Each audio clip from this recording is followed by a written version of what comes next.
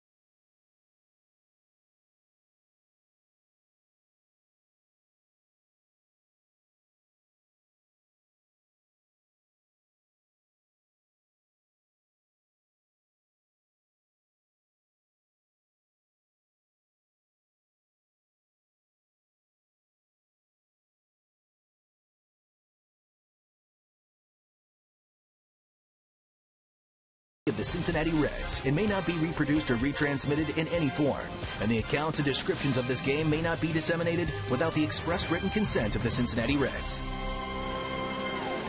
We have been blessed with glorious weather here in Cincinnati, really the entire summer, and these last 4 days have just been spectacular. But what about the rest of the night? It's brought to you by Tri-State Orthopedics and our main man from WKRC, Tim Edmond.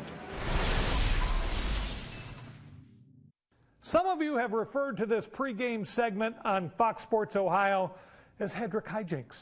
Others have called it Doppler Tim tomfoolery.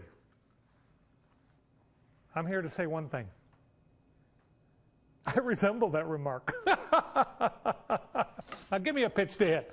Give me a pitch to hit. I want a pitch to hit. I want it right down the middle. Little cool at the ballpark. 64 final out. I'm excited. I love this city. I love this team. I love this game. Enjoy the game on Fox Sports Ohio. I resemble that remark. He's the best, isn't he, Cowboy? He is. I love watching that segment. Nobody's been hitting Mike Leake here lately. He comes in having gone 20 and a third consecutive scoreless innings. Speaking of loving the segment, the Reds love when Mike Leake takes the mound, especially lately. He is on a pennant chase run. 20 and a third scoreless innings over his last 3 starts. Leake is pitching like he wants to be in that playoff rotation. And the man he's opposing tonight, a native of Defiance, Ohio. He's back healthy again, Cowboy, after shoulder problems. And when he's healthy, this guy's a good pitcher. He really is, Tom. He tends to have base runners on, but he gets out of tough situations. These two locked up, Leake and Neese, back on May 21st. Neither gave up an earned run. If the Mets defense hadn't have failed this kid, we might still be playing. All right, Reds know they're going to the playoffs. At the very minimum in that wild card game. But with 5 to go, they're 2 behind the Cardinals. Still in search of that division championship.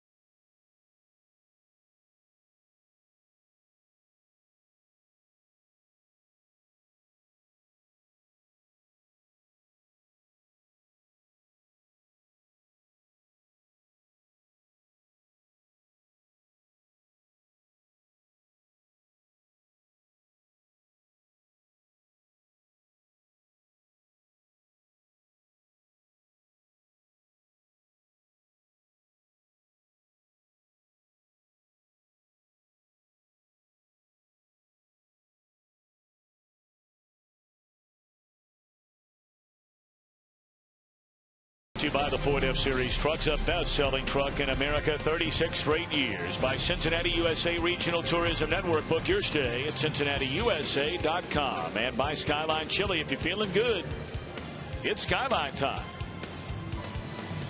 Crowd rolling into Great American Ballpark tonight, tomorrow against the Mets. Off on Thursday, Friday, Saturday, Sunday, and come the Pirates. But Terry Collins' Mets are here tonight. And his starting lineup has Young, Murphy, and Wright at the top. Duda Lagares and Mike Baxter getting the start in right field. Travis D'Arnaud behind the plate. Wilfredo Tovar, the shortstop, and Jonathan Neese is on the mound. Mike Leake trying to become the first 15-game winner on this Red staff. He is one of 3 14-game winners on this current staff, and that's strike one. We're underway to Eric Young. There you see the numbers for Leake. His 31st start and closing in on 200 innings for what would be the first time in his major league career. How amazing it is to see those numbers, and there was a chance this guy was not going to be in the rotation. Coming out of spring training, all the talk was, we want Mike Leake gone, we want Chapman in the rotation. He might have lost 15 wins. Well, of course, that same conversation carried into the month of April. That one is slapped into center field, and that'll be a base hit for Young. He has 41 stolen bases on the season, been thrown out 11 times, so here we go. The Reds on defense, presented by your Ford dealers. Same group we saw last night, except for the battery. Hannigan and Cueto then, Mesoraco and Leake now. Well, you may remember when Leake got off to such a poor start this year in the month of April, and of course Cueto had gone down on the disabled list. Tony Cingrani came up and was virtually unhittable. Had an ERA of under 1. Won his first 3 major league decisions, and everybody wondered when Cueto comes back, is Leake the one who will go to the minor leagues, and Cingrani stays, as it's ball 1 to Daniel Murphy. And Dusty Baker, to his credit, he came out and he said, I don't know about the rest of you guys, but this is the easiest decision I've ever had to make in my life. Mike Leake will stay in that rotation. He is a heavy duty competitor. He may not have the blow away fastball to light up that escort radar gun, but the guy knows how to pitch. And last I checked, that's what that position's called, pitcher.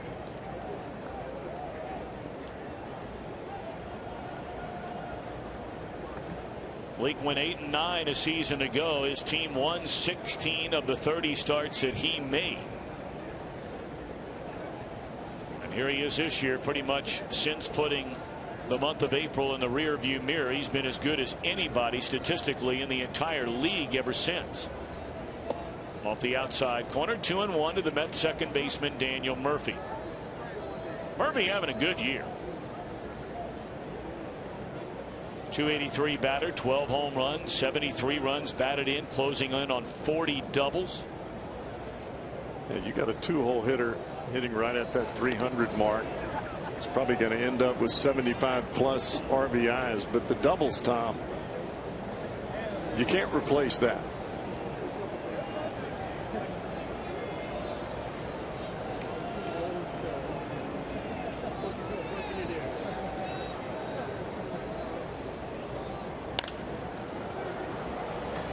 In the air, short left field. Ludwig coming in, Cozart going out. Ryan will make the call on the catch, and that's out number 1 in inning number 1. I think this day and age, Tom, when you look at a starting pitcher, everyone wants to have a Clayton Kershaw or a Justin Verlander, someone that lights up the radar gun, strikes out 200, 250 batters a season.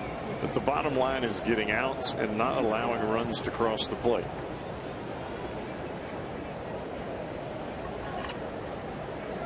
Now the third baseman, David Wright, at 311, has 18 home runs, 57 runs batted in. Wright spent a lot of time on the disabled list, just activated, in fact, over the weekend against Philadelphia. We mentioned the fact that he homered in each of his first 2 games. And now the Reds, if they were going to win that game against these Mets last night, tonight, tomorrow, they were going to have to find a way to not let Wright be the guy to beat him. They walked him his first 2 times up last night. Got him on a pop up to short. Good play by Cozart in the 6th, and Sam LeCure got a huge out with 2 on and nobody out, striking out Wright looking in the 8th inning. Well, you got to keep this guy in the ballpark. He is a tremendous home run threat. He may only have 18 home runs on the year, but please remember, He's playing in an awfully big ballpark in New York. Blake has had very, very good success against David Wright. 0-1 the count. Young, a decent lead, not a really big lead over at first, and the count is even at 1-1. Saw Eric Young's dad before the ball game today. Here Eric Young with the Mets having a 40 stolen base season. His father had 6 such seasons during his major league career. They look like twins. They really do. I'm not sure his dad looks like he's aged at all. No.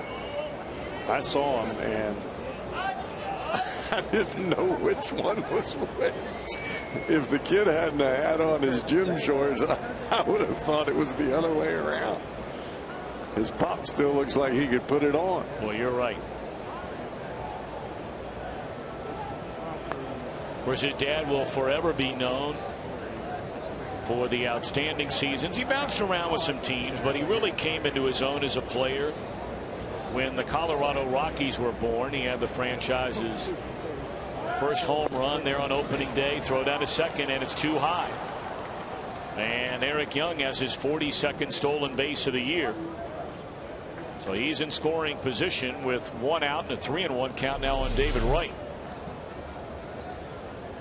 Not a bad pitch to throw, but you can see the transfer of the ball from the glove to the hand for Mesoraco. That small amount of hesitation, split second with a tremendous base runner as Young is, cost you. Look back at Young, and now the 3-1 pitch.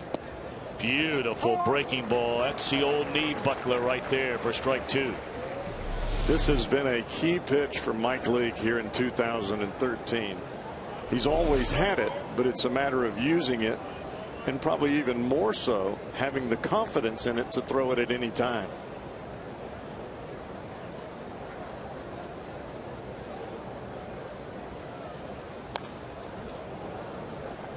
Still 3-2. Mets have won 71 games. They've lost 85. They swept the Philadelphia Phillies over the weekend. They came into Cincinnati not only on that winning streak, but having won 7 of their last 10. Their goal is to finish 3rd now in the National League East, and they come into play tonight even. Identical records with Philadelphia behind Atlanta and Washington. Atlanta, of course, already having clinched the NL East title. Broken bat, and that's a base hit into center field. The run will not score as Young had to go back to second base in case Brandon caught it. He gave it a great effort, but just missed it. And they're on the corners with 1 away.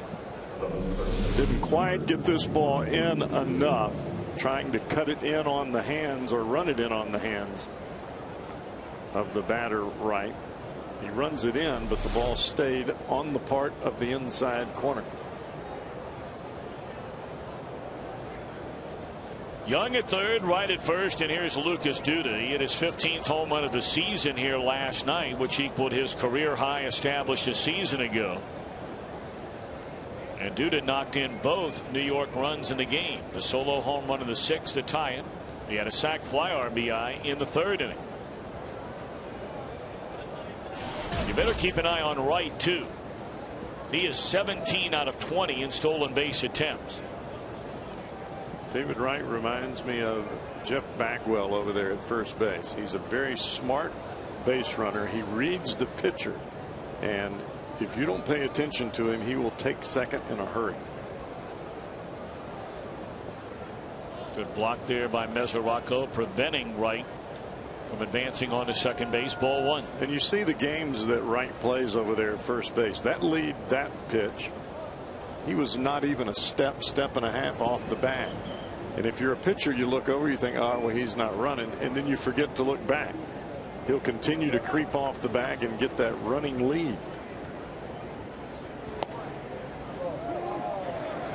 Larry Vanover calling the balls and strikes tonight. Greg Gibson out at first base. The crew chief is the second base umpire, Brian Gorman. And Tony Randazzo, the umpire, at 3rd.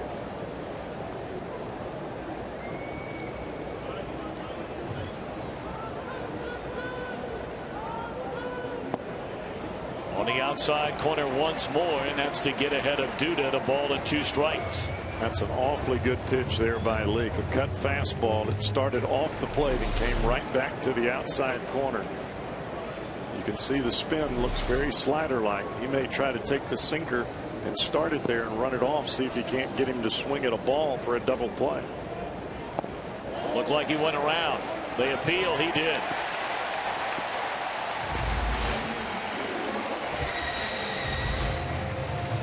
A big second out here in this first inning for Leake, and 1 more to go. This is a curveball inside. You can see from this angle as the ball really goes down. See the curveball grip. Ball looks like it's right on the inside corner. No, it's not.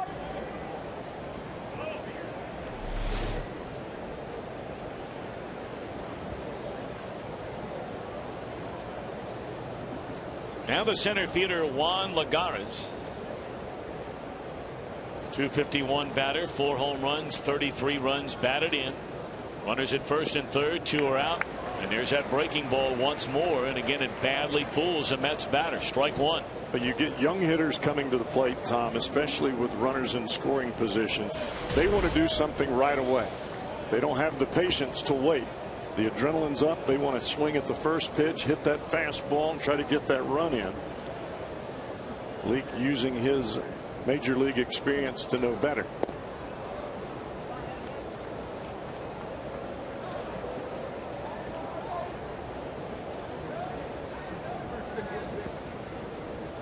Young started the inning with a single. He stole second base. An out later, went to third on a broken bat flare by Wright.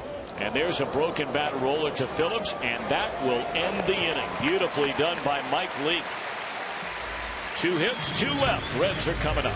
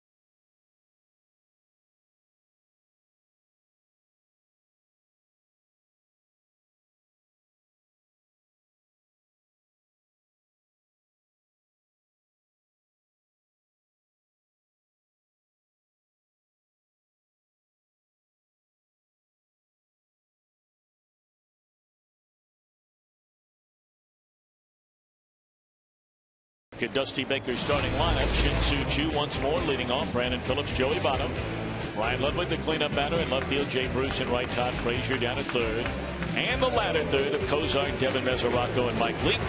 And we mentioned earlier, a graduate of Defiance High School in Defiance, Ohio, left-hander Jonathan Neath. Anytime you come back to where you grew up, your home state, you want to show off for your family and friends, and I'm sure Jonathan Neath has a lot of them here tonight. He's awfully tough against left-handers, and we know the Reds' top hitters in their lineup are left-handed. Shin-Soo Choo, first pitch swinging, base hit center field. So Choo ended the game last night with a base hit, and he begins the bottom of the first inning on a first pitch base hit tonight. Fastball in with Travis d'Arnaud set up away, and Choo rips it right back up the box. Coming back to his home state, the Buckeye State, has not been a good experience for young Jonathan Neese. Now we're talking about 2 starts here in Cincinnati, 2 interleague starts up in Cleveland, a 1-2 record and an ERA of nearly 6.5. He allows a lot of base runners. Matter of fact, he is one of the top pitchers in the league. And that one shot into right field by Brandon. 2 pitches, 2 hits, and here come the Reds right from the get-go. This is where the Reds have to, they must cash in on Jonathan Neese when these types of things happen. This is where he has his best issue. As you see the fastball in again, Phillips a great job inside out. That's when you know Brandon is on the money, when he's shooting the ball to right field and staying inside the ball. But this is where Neese is at his best. With runners on, he just has some way of working out of it.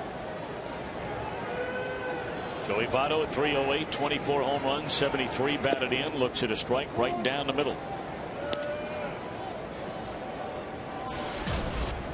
Votto 5 walks in the game here last night, tying an all-time Reds franchise single game record. His next walk will break an all-time season record in walks, and he has looked at 2 fastballs right down the middle of the plate from Jonathan Neese. 0-2.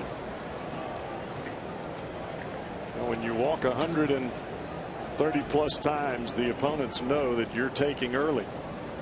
They're coming right at you.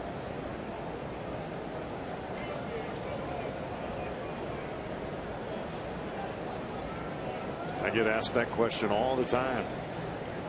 Votto's not driving the ball. He's not swinging early in the count.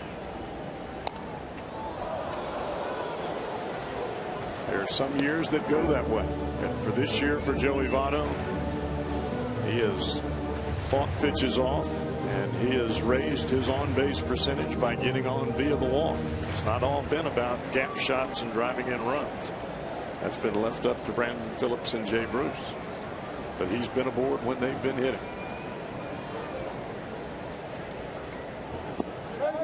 Started 2, they appeal, and he did not go around.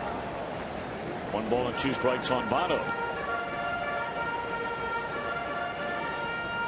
I mean, let's be honest, Tom, the at-bats that we've seen from Joey this year are very similar to what you see from a leadoff hitter, fighting the ball off, shooting it over the third base dugout, and working the count just to get aboard, whether it's a walk or a single.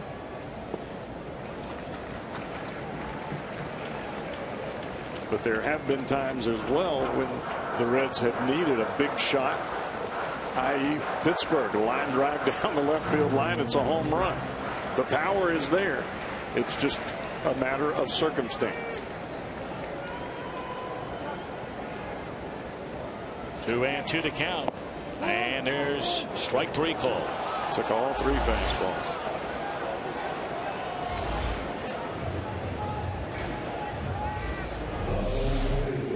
Strike 1, strike 2, strike 3.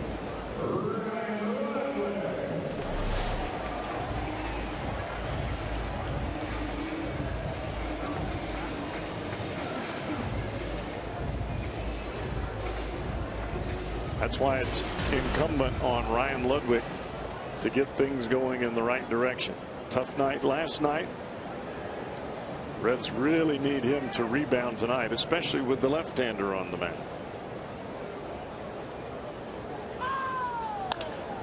And he bounces one into center field. That'll be a base hit. This kid's got a good arm in center. Here comes a throw, and Chu is out at the plate. That was a great throw from Lagares. Talked about last night. That is his 13th outfield assist on the season. He ranks among the top 3 in the league, and this was a bullet. The charge, the aggressiveness, the speed of Lagares accents the throw. This kid comes after the ball very aggressively. You see the one-arm snatch, and he comes up firing from glove to throw quickly. One hop right to Darno. You can't draw it up or teach it any better than what you saw from the Mets center fielder there. Jay Bruce looks at a first pitch fastball down the middle of strike. Well, that Lagares, the release there, that was almost reminiscent of the one-time Dodger Raul Mondesi. Yes. Remember the way he used to turn it loose? He got from the glove to release very quickly. It's hard to do that when you're in running motion, as most outfielders are.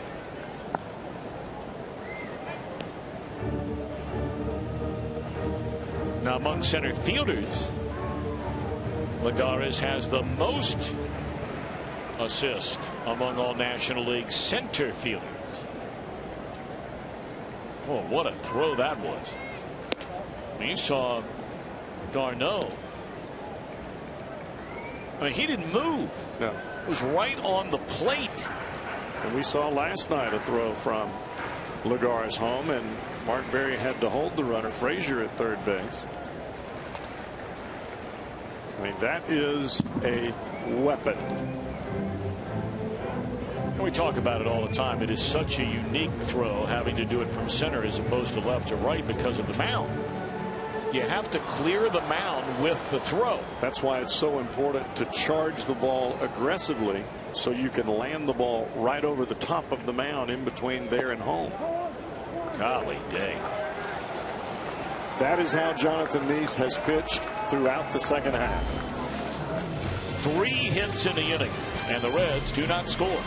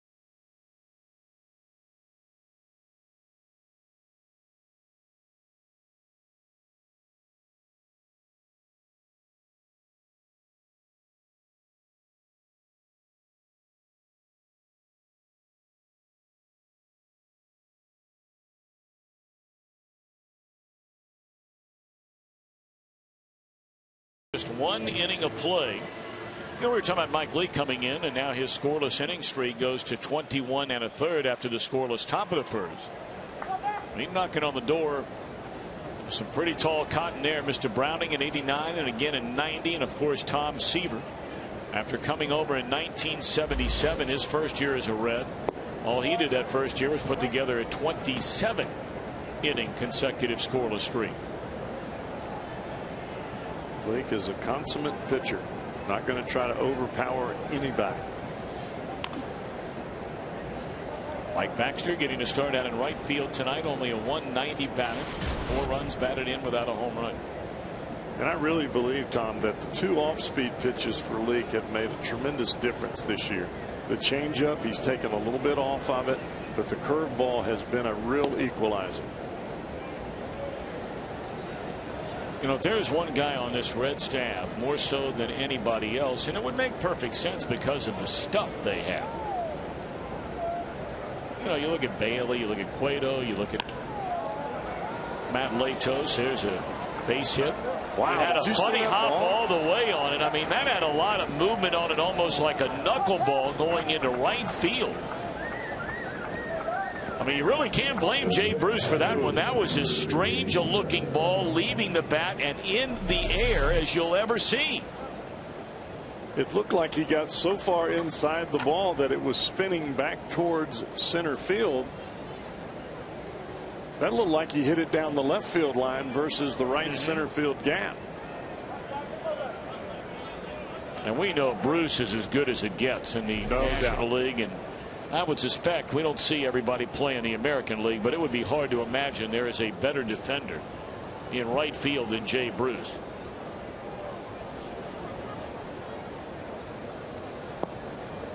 Breaking ball in there, strike to D'Arnaud, the number 7 hitter. That is Thor to double. So a 2-base hit for Baker to begin the New York second inning. You're right, Tom. That ball had some really weird spin to it. That was almost like a wiffle ball going into the outfield. And it was exacerbated as the ball hit the ground and it kicked back towards Chu. It's a good thing that Chu was hustling that way. Otherwise, that baby may have trickled out towards the wall. And Jay wasn't loafing. He got a good break to the ball. It just ran away from him. 0-2 to D'Arnaud. Runner at second. Nobody out. League going to work. And it's off the outside corner. We're starting to talk about League, who has almost become like a little brother to Bronson Arroyo. And they spend a lot of time together, talk pitching. I think it's safe to say that if there's one guy that's benefited from having Bronson Arroyo around, and really everybody on the team has benefited from having Bronson Arroyo around, but maybe none more so than Mike Lee.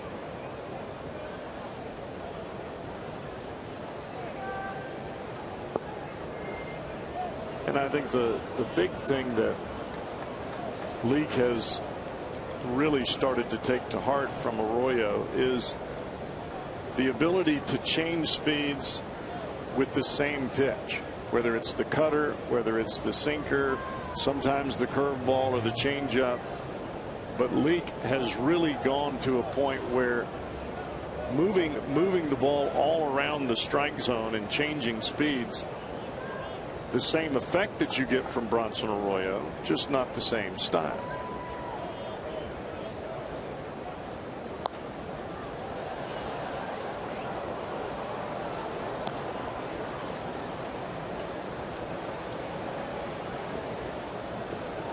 Leak had a little bump in the road. Those first 21 starts, I mean, if you were to really break it into even smaller chunks than that, say you went his first 5, I mean, the numbers were terrible. Then the next 16 or 17 were great. He had the 6-game stretch there. You see the ERA up over 7, and now really finishing strong as it remains 2-2 on D'Arnaud.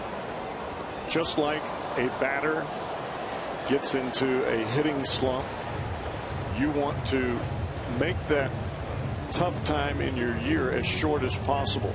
And even though you saw those numbers there in the 6-start stretch, each of those 6 starts weren't terrible. It was just a part of the year where Mike Leake, maybe his arm wasn't feeling the way that it did early. Maybe he lost a little bit of release point.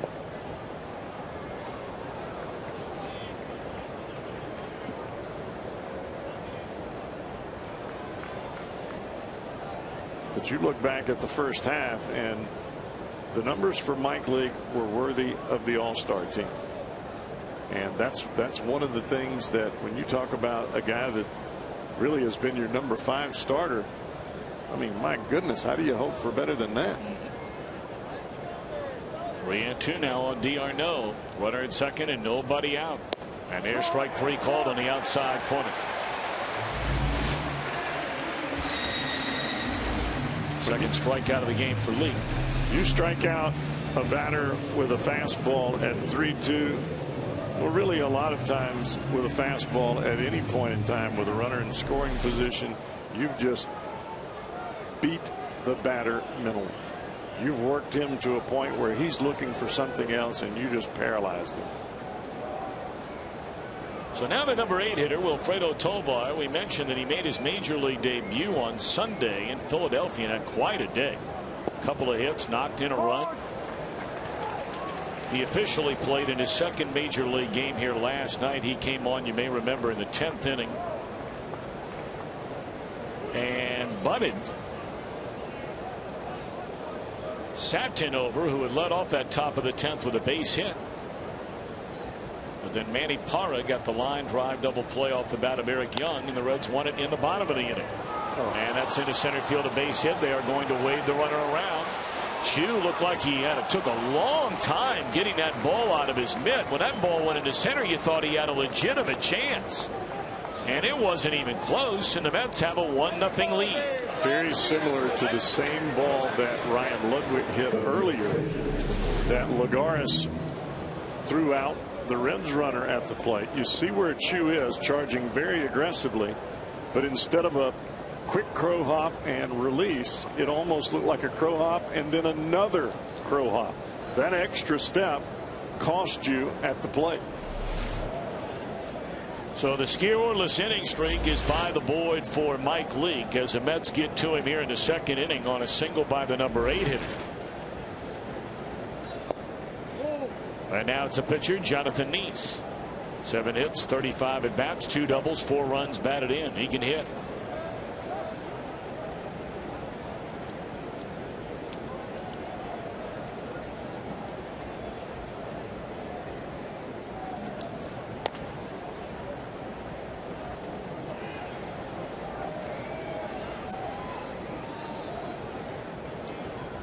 You look at outfielders, Tom, coming in on balls. Jay Bruce is awfully good at it. And I think a lot of it has to do with confidence in catching the ball. You're very aggressive. You come in, you get the ball, and you get the ball from glove to release as soon as possible. We saw Lagares do it, and we saw what happens when you're not quick. Even though you charge the ball, you got to the ball quickly. But if the ball doesn't come out of your hand quick, you lose a step, and a step costs you at the plate. That one hooked into right field. That'll be a base hit. They're going to wave around the runner. Now Bruce gets rid of that ball quickly, and there's your answer. That's what I'm talking about. Almost the identical type of play that Chu had. But watch how quickly Jay gets rid of the baseball. One hop, bam, here comes the throw. And you see how the throw gets to the plate. It is a one-hop throw. And I mean, this beat the runner. Zaraka was waiting on it. That's textbook. But then again, we've talked about Jay Bruce so many times. Gold glove caliber defense in right field. First two steps as good as anybody.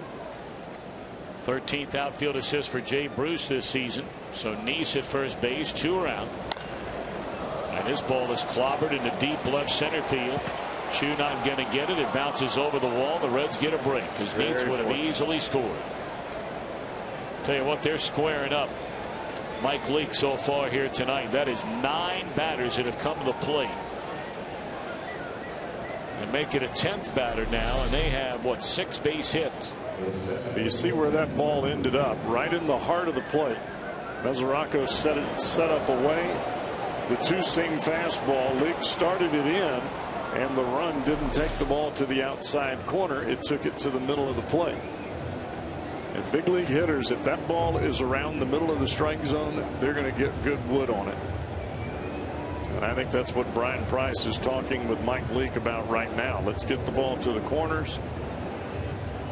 Stay out of the middle of the plate.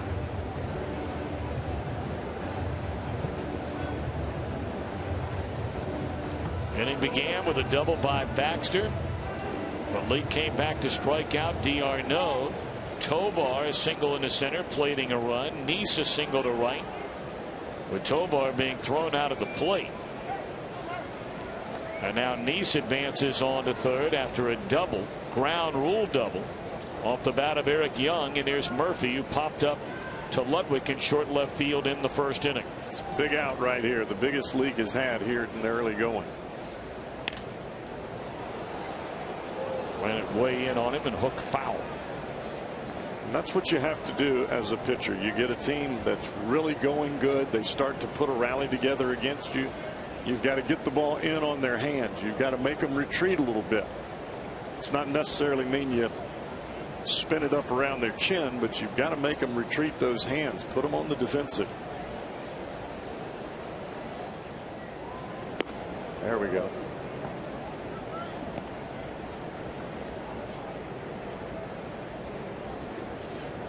So many times you see pitchers, when things start to go bad, they go away, away, away.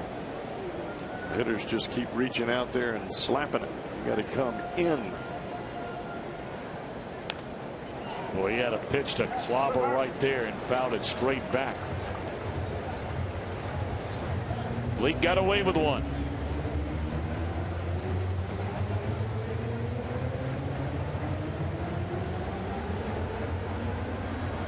But there are rare nights, even on the games where you throw a 4-hit or 5-hit shutout.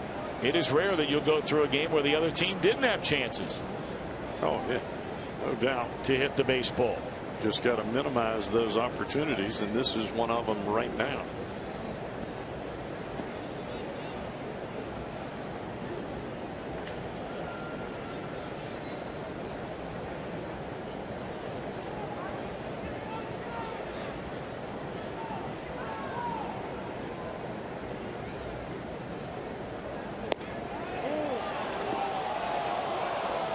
Two and two to count on Daniel Murphy.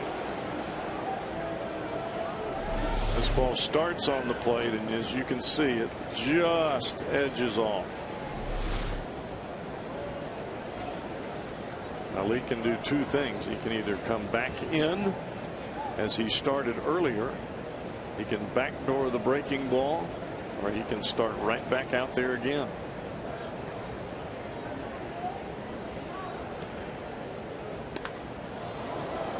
Back in and hooked foul out of play by Murphy. Remains at 2 balls and 2 strikes with 2 on and 2 out here in the second inning, and the Mets have taken a 1-0 lead. Even though that last pitch was hit well, there was no chance for Murphy to keep it fair. It was a curveball that started on the inside corner. By the time he made contact, the ball was well in off the plate. Leake has already thrown 45 pitches in this game, and we're in the second inning. 2-2 to Murphy. Ball 3.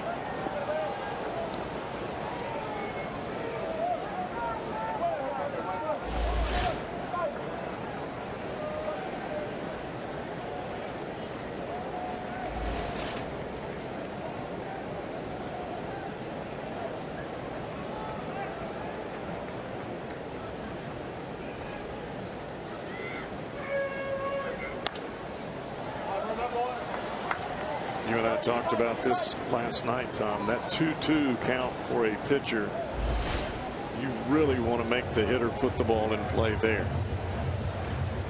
You get to 3-2, the hitter tends to zone in a little bit, realizing that you have to come in a certain zone in order to get him out, otherwise he's taking.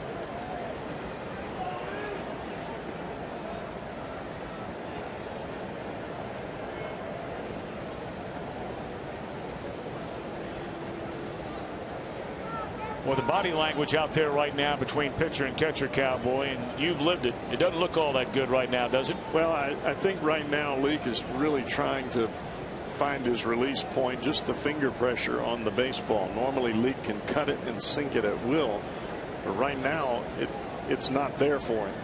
And he knows that he does not want to make a mistake here, whether it be Murphy or whether it be the man that's standing on deck. But you got to make a pitch right here.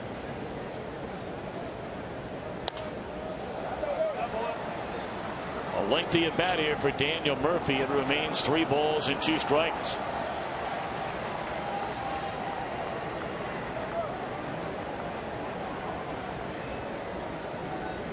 Well, it appears right now that Murphy is in the mode of driving the fastball the other way, and anything off speed he's going to pull. 9th pitch of this at bat, and once more dropped foul off to the third base side, not a play. So the next pitch for Leake is going to be number 50. And this will be the 10th pitch in this duel with Murphy. It's a heck of an at bat by Daniel Murphy. And already Brian Price on the horn down to that Reds bullpen, and bodies beginning to stir around. Once more the payoff pitch. And this one launched into right field, and the Mets have taken a 4-0 lead.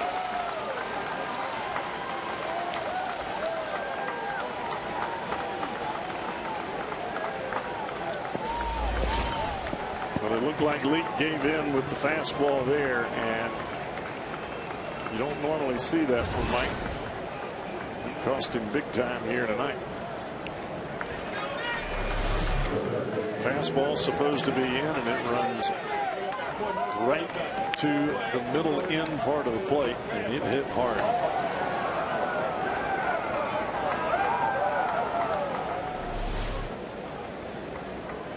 Well, I mean, the Mets are just knocking the cover off the ball here tonight. 11 batters, and 7 of the 11 have base hits.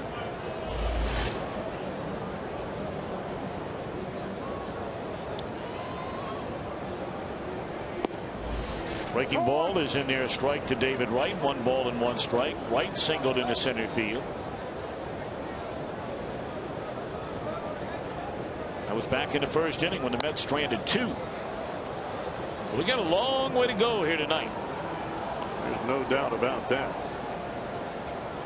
Reds had 3 hits in the first inning. Now they didn't get a run, but they put 3 hits together. Ooh, there's another base hit. You got to wonder, is that all for Leake? They got activity, the Reds do, out in their bullpen, but hadn't been all that long for the left-hander Zach Duke to get loose, and you've got a left-handed batter in Duda coming up now, and Mesoraco has been sent out to the mound.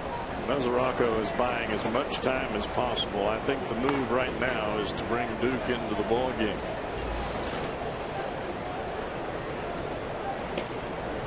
You don't normally see Mesoraco come out and just stand at the mound, and Dusty Baker is going to make the hook right now. 8 hits, 4 runs so far in an inning and 2/3. And that will be it for Mike Leake. Guy trying to, perhaps starting for the final time this season, cap off what has been an outstanding year, his best in the major leagues. But at the same time, you're also trying to prove to everybody that when a tough decision is made about who's going to be on the playoff roster or who's going to get a playoff start,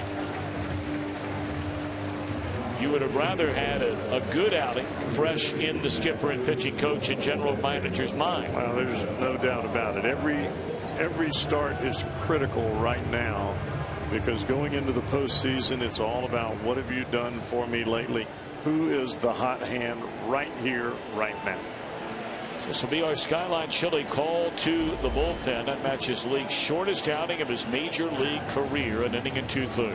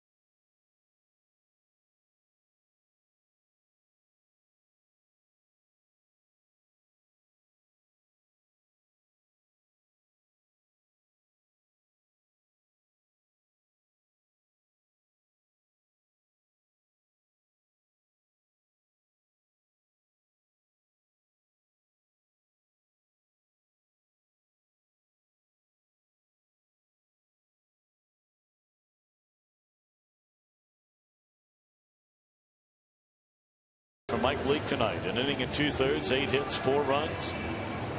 And he'll give way to left-hander Zach Duke, coming on to face left-handed batting Lucas Duda.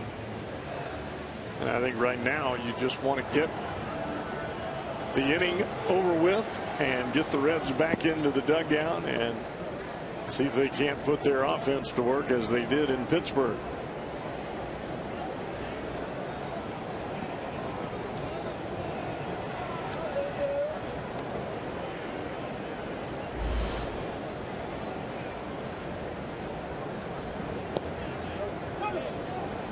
getting away from Mesoraco. You saw the season numbers for Zach Duke, but his numbers as a Red have been pretty doggone good. 0-1 record, pitching in his 12th game, 6 1/3 innings, 5 hits, only 1 run allowed. Has fanned 4 and walked 1 batter. He's changed his approach a little bit out of the bullpen. And the breaking ball and the different arm slots that he's using when he comes in to face left-handers. It's so much difference when you know that your day is going to be signified by the one batter that you may face for that given day. Cozart will go the short way, and mercifully the New York Mets second inning comes to an end. 8 back, 4 score. 4-0 New York.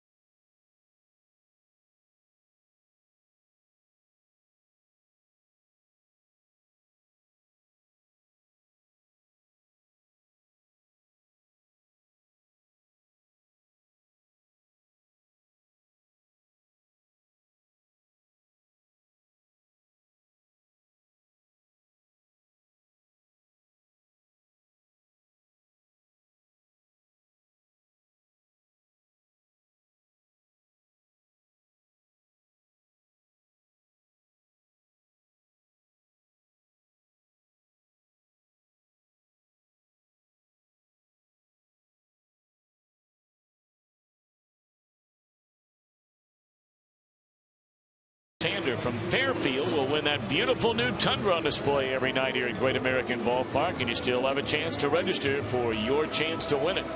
So stop by your Cincinnati and Northern Kentucky Toyota dealer. Time running out. Beautiful night. Good crowd on hand tonight this Tuesday night for the Reds and the Mets, and the Reds have some work to do after the Mets come up with 4 to knock Mike Leake out of the game after just an inning and 2/3. Frazier, Cozart, Mesoraco against Jonathan Neese. Reds had 5 batters come to the plate in the first inning. 3 of them had hits, and they did not score. They had Shin-Soo Choo thrown out of the plate by the center fielder Juan Lagares. And it's not going to be all wine and roses, as we know. It's going to be a little bit of tough times, and tonight the Reds will lean on their offense to try to get them back in this game. Yeah, I look back at that ball game in Pittsburgh where the Reds got up 7-0 early in the game. The Pirates put together some phenomenal at bats early in that game to come back. Now they didn't make it back, but boy, they had some chances to creep back in. But it takes tough concentration. It takes a lot of fight, and if you want it, that's how you have to go about your business. A ball and 2 strikes on Frazier. Decent long look in, and time called by Todd. Cubbies and the Pirates will be getting started in about 5 minutes from now. The Cardinals and the Nationals in about 15 minutes. And obviously we'll keep you up to speed on what's going on with those 2 games. You can take it to the bank in both of those clubhouses. They saw that New York Mets top of the second inning. Yes, sir. There are not many things in this world that are for sure. That one you can take it to the bank.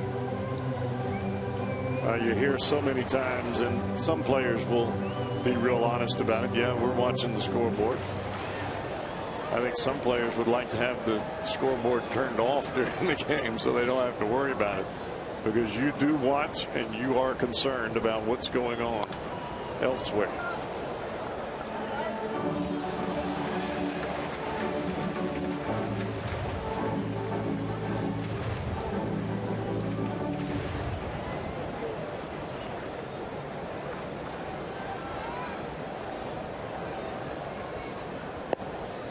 Of course, it was very interesting, and they talked about it on Reds Live during the pregame show. Brought you some of the video from that Pirates clubhouse last night, the big celebration. Clinching a playoff spot for the first time since 1992.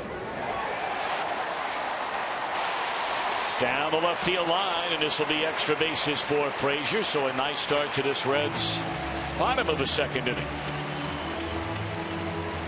And I think that was warranted, Tom. Sure. Good at bat by Frazier here after being down 0-2. Gets a pitch he can handle and rips it right down the line.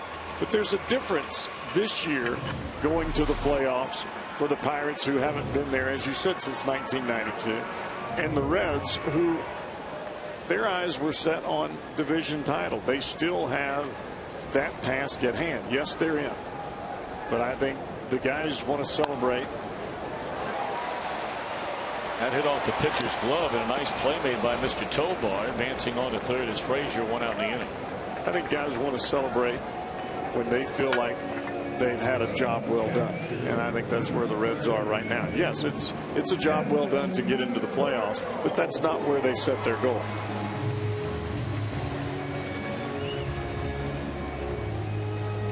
I mean, it was on last night at Wrigley Field. They waited around in the clubhouse. You can see the picture up at the top of your screen. That's after the final out was recorded, where the Cardinals beat the Washington Nationals, assuring the Pirates that they had eliminated Washington from the wild card race. Ball one to Devin Mesoraco. And obviously we're not rooting for the Pirates to win another game. But congratulations are in order to that franchise and all their fans and Clint Hurdle and everything that they've been through. No doubt. I mean, look, hey, you know, the Reds are going for the third time in the last 4 years. Times were lean here for a long, long time. I think any team that comes through in the 162 and they're able to make it to the postseason, congratulations are in order. This will play to run on the ground ball off the bat of Mesoraco, and it's picked out of the dirt by Duda. So the Reds get one back. Leadoff double, couple of ground ball outs, and it's a 4-1 game. Let's give you the New York Mets on defense. Brought to you by your Ford dealers. We've seen most of these guys running around the bases already. A big play by Lagares out in center field, cutting down Shin-Soo Choo after a single by Ryan Ludwig. So Zach Duke going to bat. It's not a bad career batting average for Duke. 178. It's not bad at all. A couple of home runs.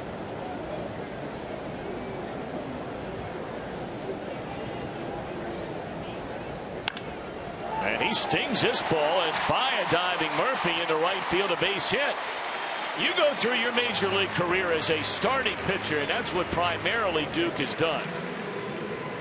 Most people feel like if you hit 200 as a pitcher, that's the equivalent of 300 of a position player. So 178 tells you this guy can hit. And he gets a breaking ball, even though it was up, he still smokes it through the right side. And when you're a starting pitcher, you start every 5 days for 3 or 4 years, you get a lot of at-bats. So now Choo, who singled into center field on the first pitch thrown by Neese, taking all the way here. Ball one. And now the pressure is all on Jonathan Neese. Now he's got a 4-0 lead. He's already given up 1 run on the way. And the Reds can add to that pressure the more times they can put him in a situation as they did with Frazier standing at second base.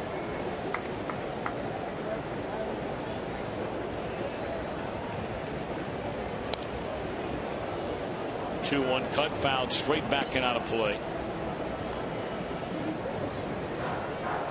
And it's not to say that pressure in any ball game for a pitcher makes you scared. It's just that you may hold the ball a little tighter. You may squeeze it.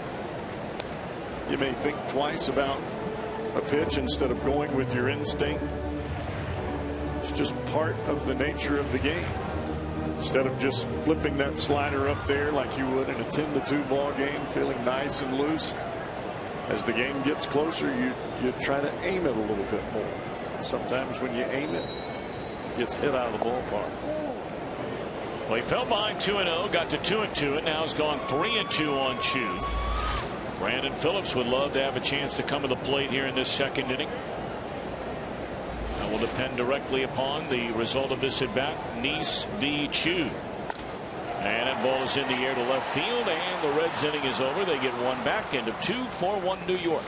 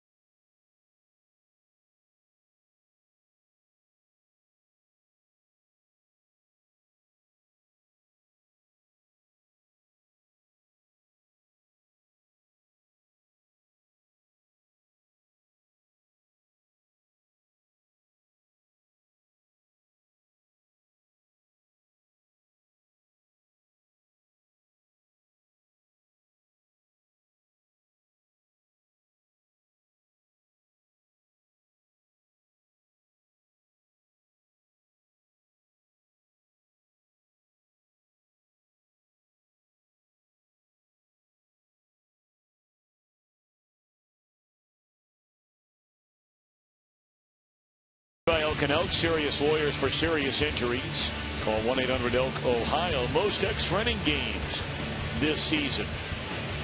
Interesting to note that you look at all the teams ranking among the 6th for the most extra inning games in Major League Baseball. The Reds are the only team going to the playoffs. Not sure what that means. I'm not sure there's really. Yeah, some of these stats are tough to quantify. I think it says a little bit about your resiliency. I think it does. I think it says a little bit about your bullpen as well, especially if you're on the winning side of that. The Reds picking up their 13th win of those 22 extra inning games they played this season. All right, Zach Duke's game now tonight, trying to keep it right here at 4 runs for the Mets. It's fouled out of play by Lagares. 4 runs, 8 hits, 3 left for New York. 1 run, 5 hits, no errors, 3 left for the Reds. Of course, there's not only a scramble.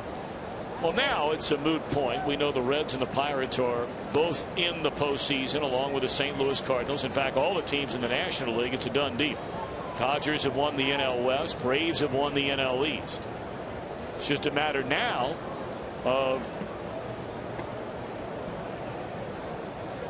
can either the Reds or the Pirates catch the Cardinals? If they do, there'd be a 1-game playoff somewhere between 2 teams. There's all the talk about what would happen if there was a 3-game or 3-team tie. And that is becoming almost impossible with the Reds and the Pirates now playing this upcoming weekend and down to tonight and tomorrow before that series begins. But you know, then you'd have a wild card play-in game following the outcome of a divisional champion game. That would be equivalent to a Freddy Krueger nightmare. Yes. But now the race is also on for the best record in the National League, and that is a very big deal. It is. Because when you look at the home records of virtually any good team in Major League Baseball, to be a division champion, you know, you're going to be somewhere right around 500, a little bit under, a little bit over on the road. But chances are you are going to be an extremely dominant club at home. Atlanta, 29 games over 500 at home. That is an infield hit by Lagares to begin the New York third inning. Of course, the Reds going for their 50th home win here tonight against 26 losses. Pirates have won 50 at home. St. Louis going for home win number 50. The Dodgers are the only team among all the National League clubs that has been pretty good at home. They've been very good on the road where they're 10 games over 500. Well, they played so poorly in the first half of the season, and when they went on that run, when Puig came to the big leagues, it really didn't matter if they were at home, on the road, or if they were playing in Jupiter. They were going to win. And the Reds put a piece of humble pie into the mouth of the Dodgers when they came here to Great American Ballpark. And that really kind of set the Dodgers back on their heels a little bit. Well, going into play tonight, Atlanta 92 and 64, fractionally better than the Cardinals, who have played one more game at 92 and 65. The Dodgers 90 wins, 66 losses. They're virtually an identical record with the Reds and the Pirates. Right. Now you watch the next few ball games, the next few days with the Braves and the Cardinals, and it could tell you very well who's playing where, when, how, and when.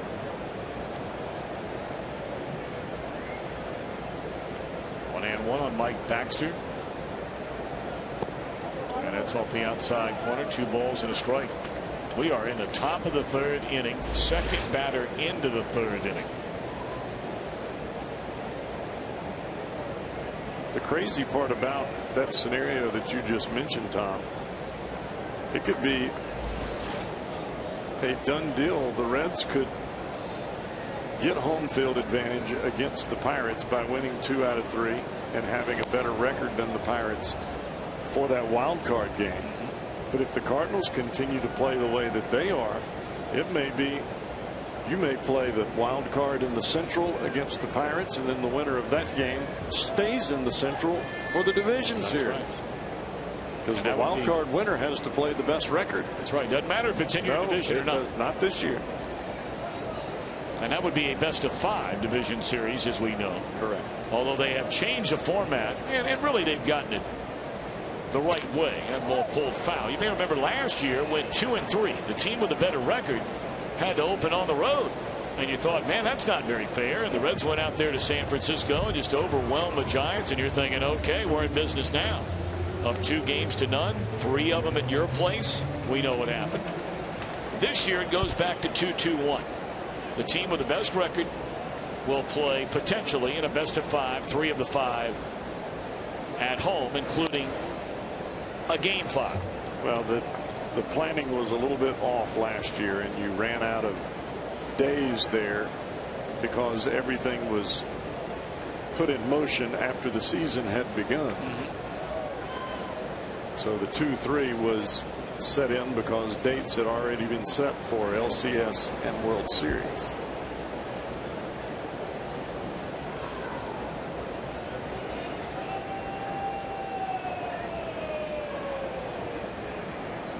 Well, the Reds have got Zach Duke throwing a whole lot over to first base to hold Lagares close.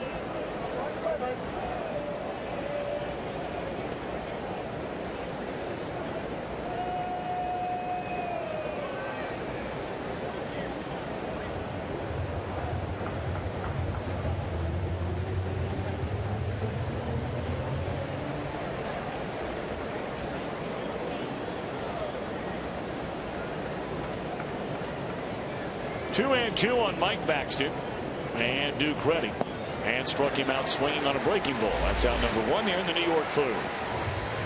That is a pitch there that Zach Duke did not have when he was starting with the Pirates.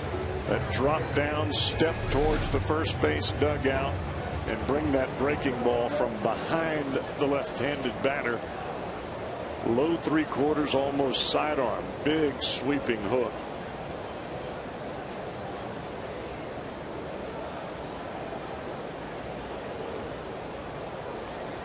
So that'll bring the catcher d'Arnaud to the plate. He struck out looking. His only time up. Breaking ball smothered by Mesoraco, and the runner staying put. Ball 1.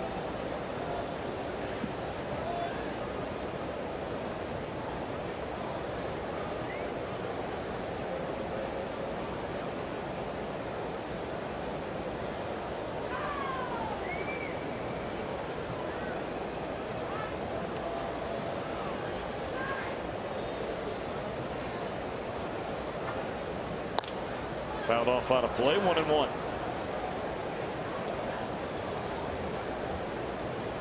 Now for the Reds to pose the comeback, Tom, first order of business is keeping the Mets off the board the rest of the way.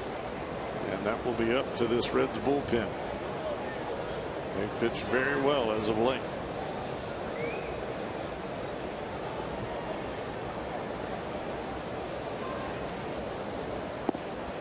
Just off the outside corner.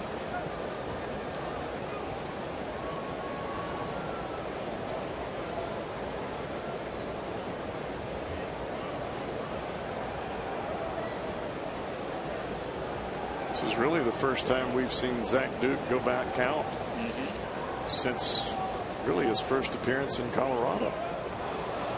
When Mesoraco is having a tough time behind the plate tonight for whatever reason. That's about the 5th or 6th time a ball has gotten away from him. First time where a runner actually advances.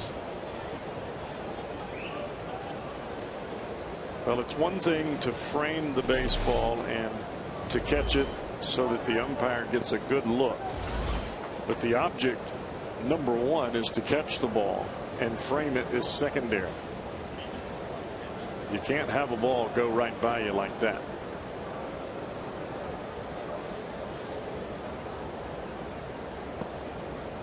There's ball 4. So an infield hit, a strikeout, and now a walk.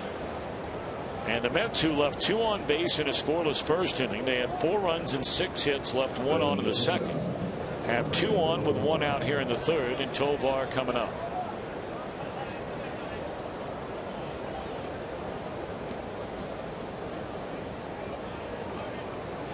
Ten base runners for the Mets so far here tonight in 2 1/3 innings. They have 9 hits and now 1 walk. Tovar knocked in the game's first run with a single into center field, scoring Baxter. That started the 4-run inning. And ball 1 to Wilfredo Tovar.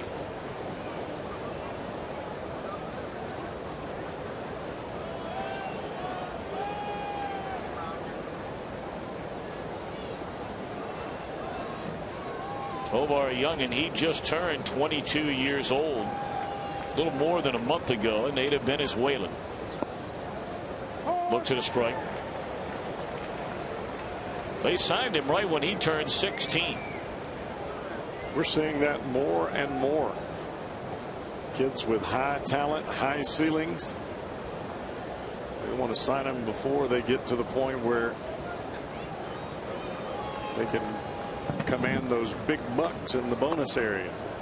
Slow roller left side. They'll just try and get one, and Cozart with a nice play, charging and throwing on the run to take care of Tovar. Advancing on to third, Lagares, and a second, d'Arnaud, and the pitcher Nice. Now remember, he had a single into right field and scored a run in that 4-run second inning. But this time he's facing a left-hander in Zach Duke.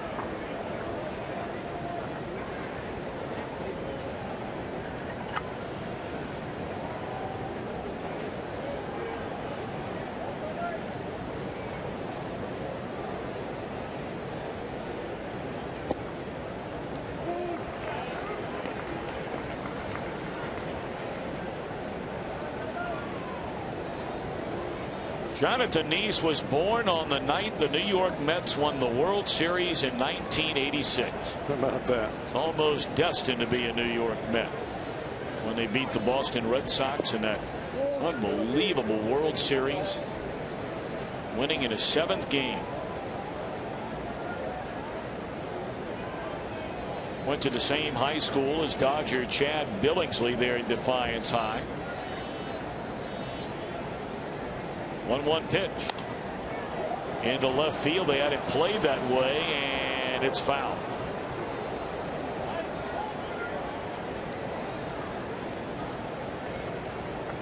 Duke has got to get the ball down in the zone. That ball's elevated a little bit too much. Get the ball up, a pitcher can just flip the ball the other way, and that would have been Heartbreak Hotel had that landed fair, because there was no chance that Ryan Ludwig was going to get to that where he was playing.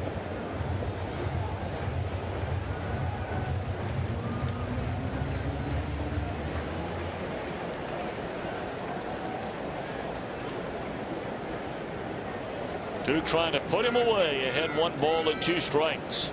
And he does, and that's all for the New York Mets. Here in the 3rd inning. A hit, a walk, 2 men left. Reds have Phillips, Votto, and Ludwig coming up, down by 3.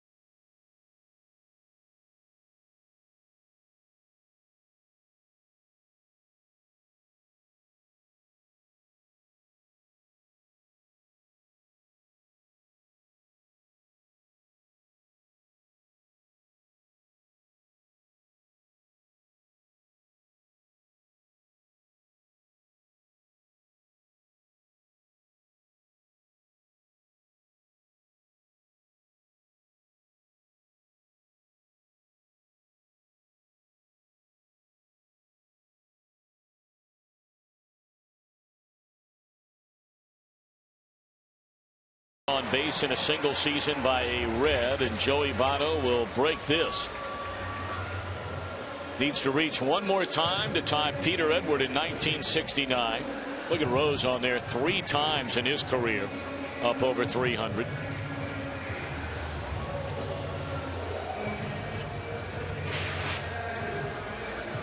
I'm not going to say it's not a surprise. It is a surprise when any hitter is able to get on base that many times in a season, but no doubt it's especially so to see a guy batting in the middle of your lineup getting on base that frequently. A leadoff hitter, Pete Rose. You get more at bats over the course of a season, especially if you're a guy that plays every day, and like Votto, Rose played every day. Right.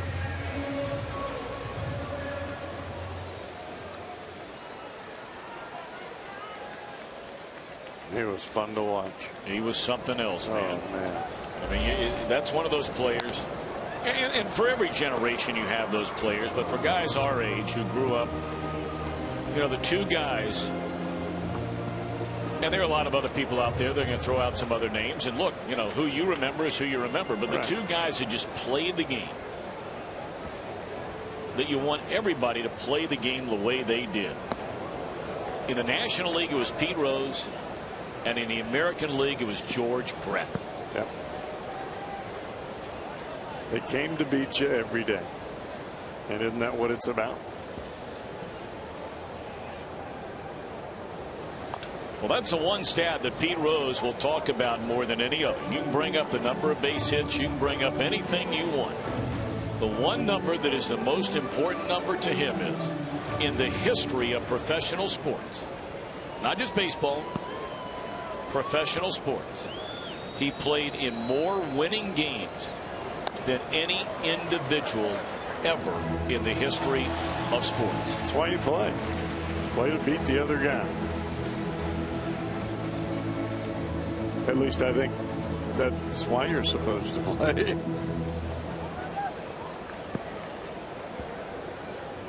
Because at the end of the night, it really doesn't matter about the hits, the errors, the great plays. If you didn't win, well, who cares?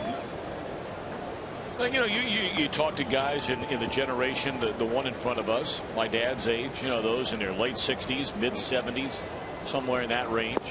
As Brandon has gone swinging to begin the inning, and you know, you hear a lot of guys talk about Hank Aaron, you hear a lot of guys talk about Mickey Mantle, right, Ted Williams, Willie Mays, and of course, depending on what part of the country, because there wasn't a lot of television back in those days, certainly nothing like there is where you can watch every game. No kidding. Yeah, and you see some of the just blips of tapes of some of the catches and the hits and all of the things that went on, you know, before you and I actually got a chance to even be born. Makes you appreciate those guys.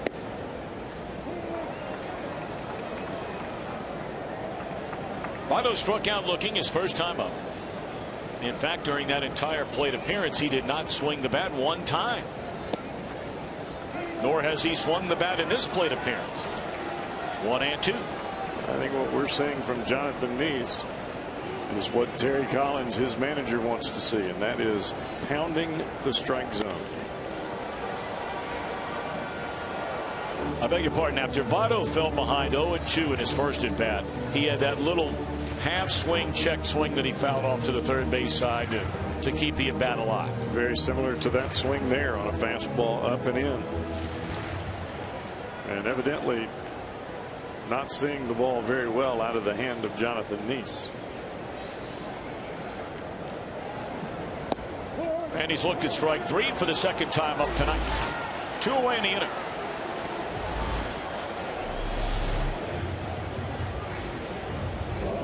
A cut fastball this time from Nice. He starts it inside.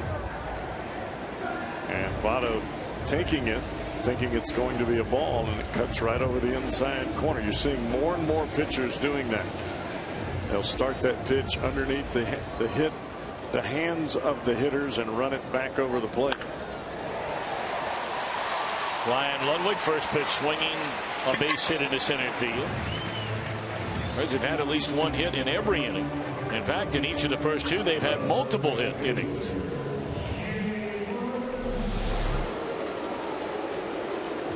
First pitch fastball up and out over the plate, and that is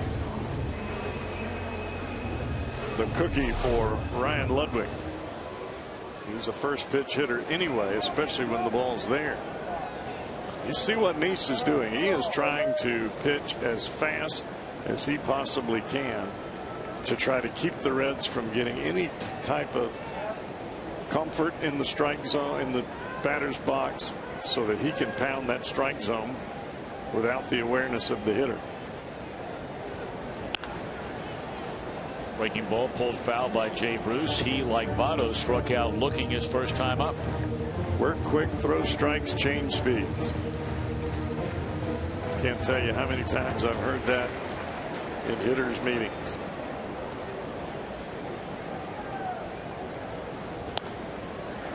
0-2 on Bruce.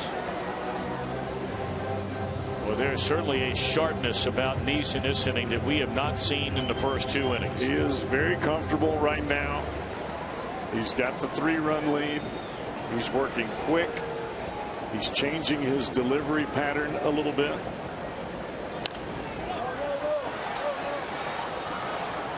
The first pitch to Bruce, he kicked the knee up high. The second pitch, a slide step, a quick pitch to the plate, caught Bruce off guard. This time the knee back up again. It's all about keeping the hitter off balance, not only with the pitches, but sometimes with your motion as well.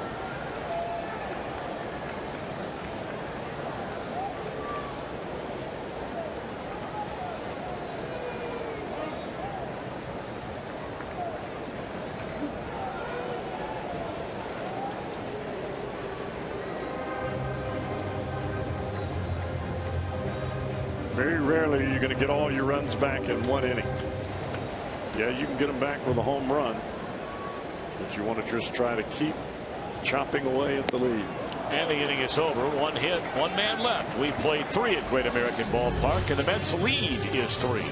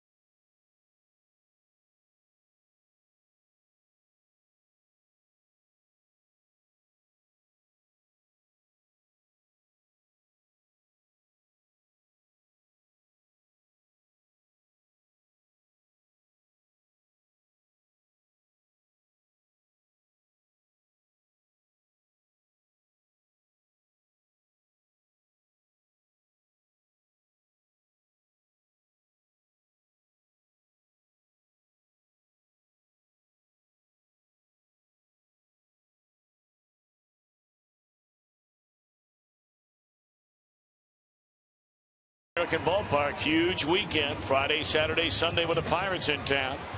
Friday, we've got the fireworks show, thanks to Mission Foods. Saturday has been moved to a 1 o'clock game. Please bear that in mind. Your schedule will tell you differently. And then a 1:10 start on Sunday. 381 REDS. Visit select Kroger locations, or you can always log on to Reds.com/tickets. Afternoon game tomorrow as well. That'll be the finale of this series at 12:35. Yeah, don't show up at 4:10 on Saturday. No. Because then the only thing you'll see are the fireworks going on afterwards celebrating a win. Either that or the traffic coming out. First pitch swinging, Eric Young into foul territory. Votto's got it. 1 pitch, 1 out for Zach Duke. Reds are down 4-1 here in the top half of the 4th inning.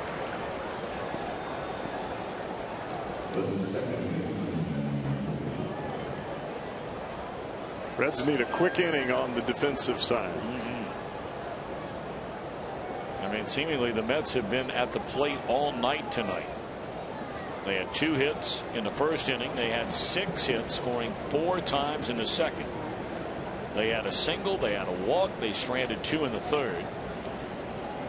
And this is Zach Duke's second full inning out of the bullpen.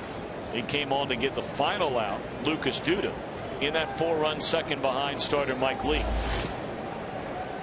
And it looks like Dusty Baker has got a right-hander throwing in the bullpen.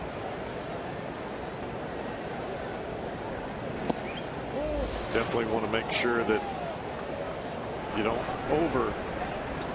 overstretch Zach Duke. It's like Curtis Parks down there throwing.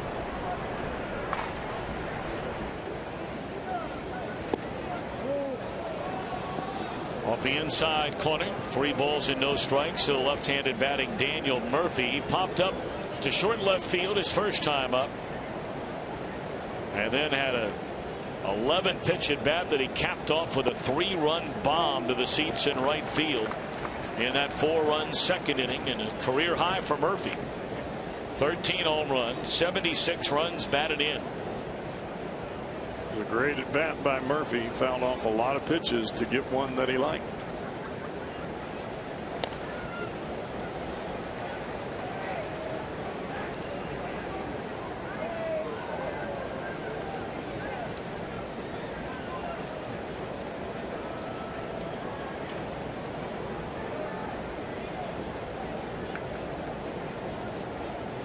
Pirates have jumped all over the Cubs. 3-0. They lead now in the top half of the second inning. They're scoreless in the top half of the second inning in St. Louis, and Nationals and the Cardinals. 3-2 on Daniel Murphy. And that one just served into shallow left center, a base hit. He just threw the bat out there at that ball. Well, right now, let's send it back to Los Angeles for a Fox Sports 1 game break.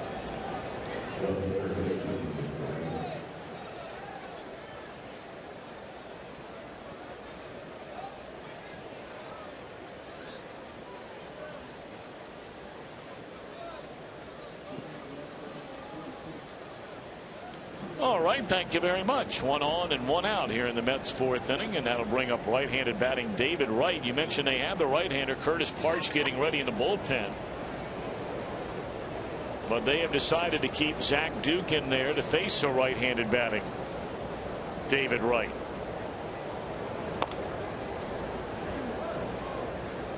I think that the man standing on deck will be the last batter for Duke. Lucas Duda, left-handed batter with some sock as well. Right now, Zach Duke will have to rely on his guts and guile to work around the hot-hitting David Wright.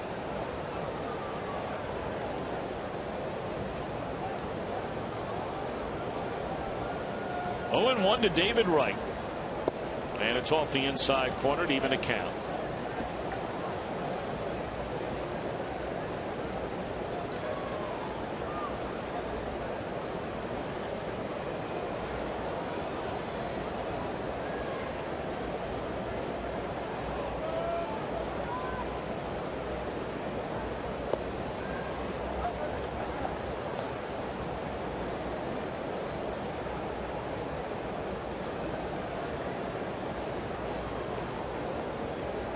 Really see Duke trying to be very careful here with David Wright, even in a 4-1 ball game. 2 hits already for the Mets' third baseman. Big swing there, and that one got a piece of Mesoraco. He fires it out of play, and it's 2-2 on David Wright. Duke's trying to keep him off balance. He's gone away, in, away, and then in with the fastball there. Hard in, soft away, but you run out of pitches quickly.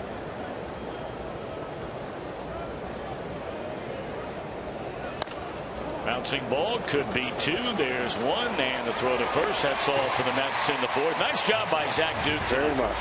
2 1/3 innings of 2-hit shutout baseball.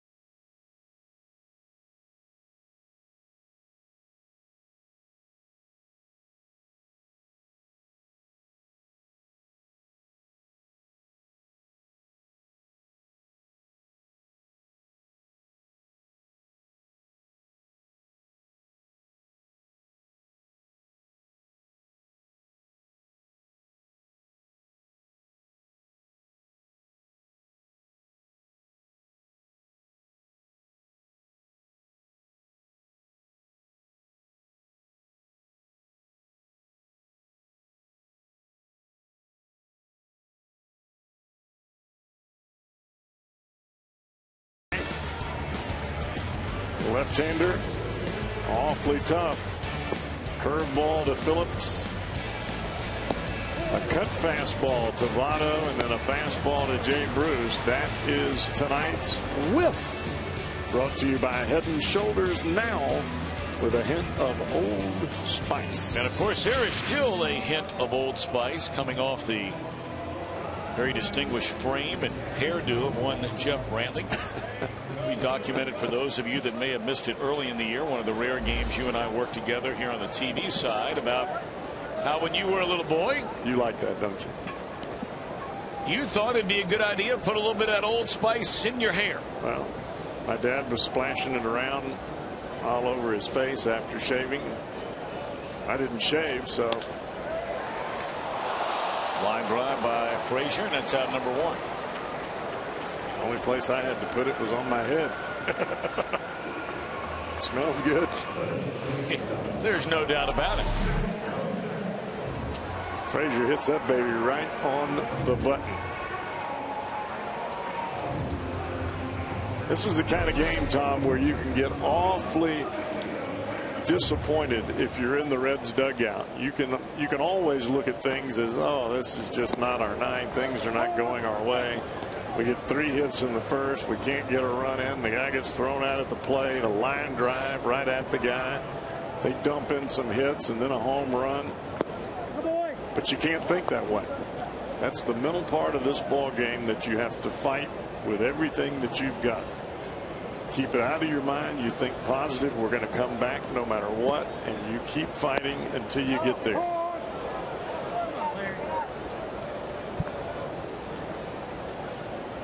One and 2 on Zach Kozar. Devin Mesoraco next, and then we'd be at the pitcher spot should we get that far here in the Reds' 4th. Still 1 and 2 on Zach Kozar. Kozar, a guy who is really finishing this season on a high note. Been nearly a .315 batter over the last month. Scored 12 times, knocked in 16 runs. We talked a little bit about it last night. For a guy who easily could have thought, well, you know, rough 2012, he'd be the first to tell you he was very disappointed in the way he played offensively last year. They asked him to lead off a great deal, bat in the 2-hole, didn't work out. That is a fair ball by Kozar, and this will be a 2-base hit for the Red shortstop. He stands here with 1 out here in the inning.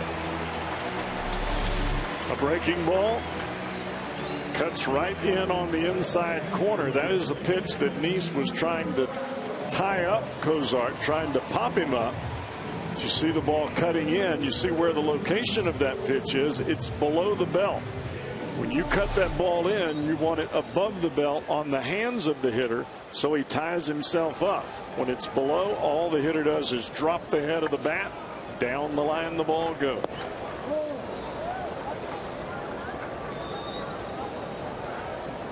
So now Devin Mesoraco, he bounced out to the shortstop, driving in a run his first time up. For Devin, run batted in number 42. And really, it'll turn out to be roughly a half of season as far as number of at-bats for Devin Mesoraco. A little bit more than maybe what would constitute, you know, playing in half the games. I think the Reds have got to make a change in the way that they have done things catching-wise next year. I think you're doing a disservice to both of these guys, Hannigan and Mesoraco. One playing 2 days, the other 3, then 2. I think when you look at the numbers that Mesoraco was able to put up playing in an extended period of time, and really Hannigan last year playing in an extended period of time, that's when they put up their best offensive numbers.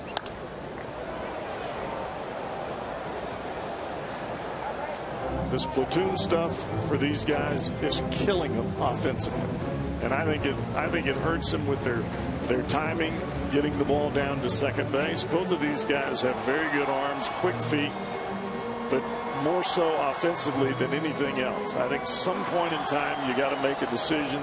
This is my guy.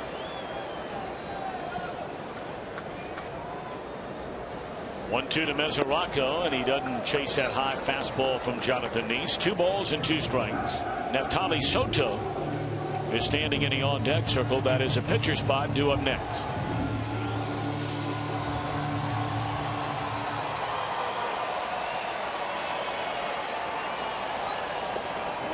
Off the inside corner. They're going to peel. Mesoraco did not offer it the pitch, and that is the same verdict issued by Greg Gibson, the home plate umpire. So 3-2 now on Devin. Mesoraco has gotten some big hits over the second half of the season. A couple of them just in the last couple of days. Started the 10th inning rally last night. This one on the ground right at the third baseman, and Wright will throw out Mesoraco. Staying at second base is Cozart, and Soto will now bat for Zach Duke.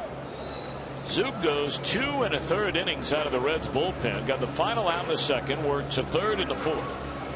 He allows 2 hits, strikes out 2, walks a batter, and does not allow a run. I thought he threw the ball extremely well, and especially for a guy that thought he was coming in to face one batter, and he ends up pitching 2 1/3 innings.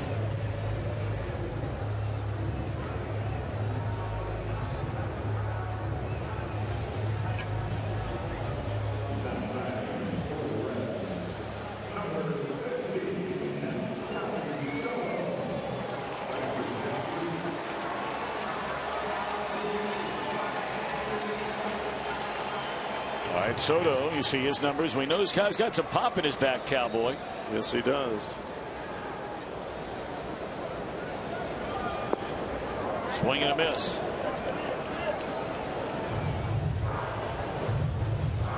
It has got to be awfully difficult trying to show the big league staff that you belong up here, or that you can play up here, and you're getting an at bat once in a blue moon. That one getting away from d'Arnaud, and quickly advancing down to third base. Cozart. Will be a wild pitch on Neese. But for a young player, a lot of times, and you and I have both seen this, you come off the bench and you got to make it happen. Sometimes that's where you earn it, and you got to figure out a way to get it done.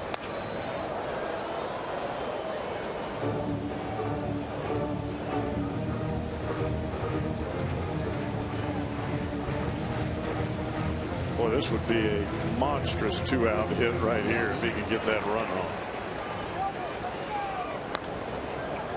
Fought that one off out of play to the first base side. Remains 1-2 on Soto. This guy pretty much year in and year out has been ranked in the top 10, 12, 15 prospects in the Reds organization. That one rolled over and dribbled foul. Of course, the problem is when you're coming up as a corner infielder with the Reds, especially as a first baseman, that's like so many shortstops who were coming up through the Reds organization when they had a guy named Larkin with a big league club. That's not a good space to be in.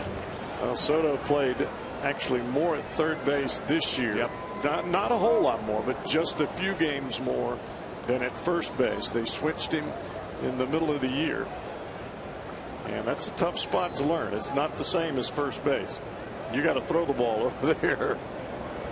And he looks at a fastball right down the middle, and that'll end the inning. Well, the Reds have done a lot of that tonight. 1, 2, 3, 4, 5 times they've been called out on strikes.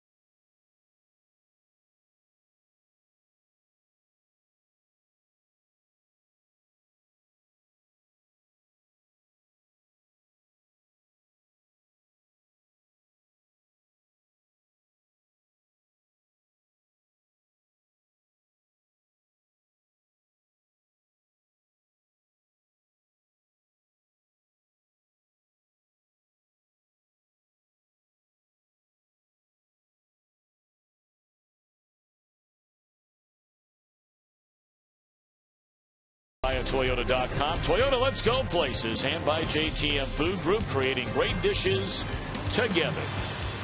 Well, the Reds in Fox Sports Ohio would love to send out a couple of birthday wishes. First, a belated happy birthday to Betty Jane Kennedy, 95 years old this past Sunday. Betty Jane, happy birthday. And another to Ray Testerman, celebrating number 77 today. We also have special congratulations to Stephen and Paulette Lewis from Indianapolis. That's great Reds country.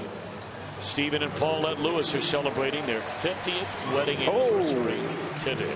Hawaii 5-0. I love it. That is awesome stuff. So Betty your dad Jane, would Ray, say, happy birthday. And Stephen and Paulette Lewis, happy 50th wedding anniversary. Your dad gives him the big ALG. Ain't love grand. I love it. That cracks me up. Logan Ondrusek. Parch was up earlier. Now it's Ondrusek. And he will be charged with holding the Mets at bay. And hopefully this Reds offense can get it in gear. Reds have left 5 on base. They've had at least 1 hit in every inning. 4 runs, 10 hits, 5 men left on base for the Mets. 1 run, 7 hits, no errors, 5 left for the Reds. And we are only in the top of the 5th inning. So Duda taking low and away, 1 ball and 1 strike. You know, it's always interesting when you so infrequently see teams now outside of your own division. And obviously the Mets and the Reds, they played way back early in the summertime for a 3-game series. So you went nearly 3 months before you saw them the first time. You go nearly another 3 months before you see him the second and final time. You know, I found it very interesting when Keith Hernandez, former great major league player, I mean, what a player he was, now one of the Mets broadcasters. You know, he came over the booth and he's asking about the Reds and some of the players that he's not familiar with. And one of the first things he looked at you and said, what happened to that Ondrusek guy?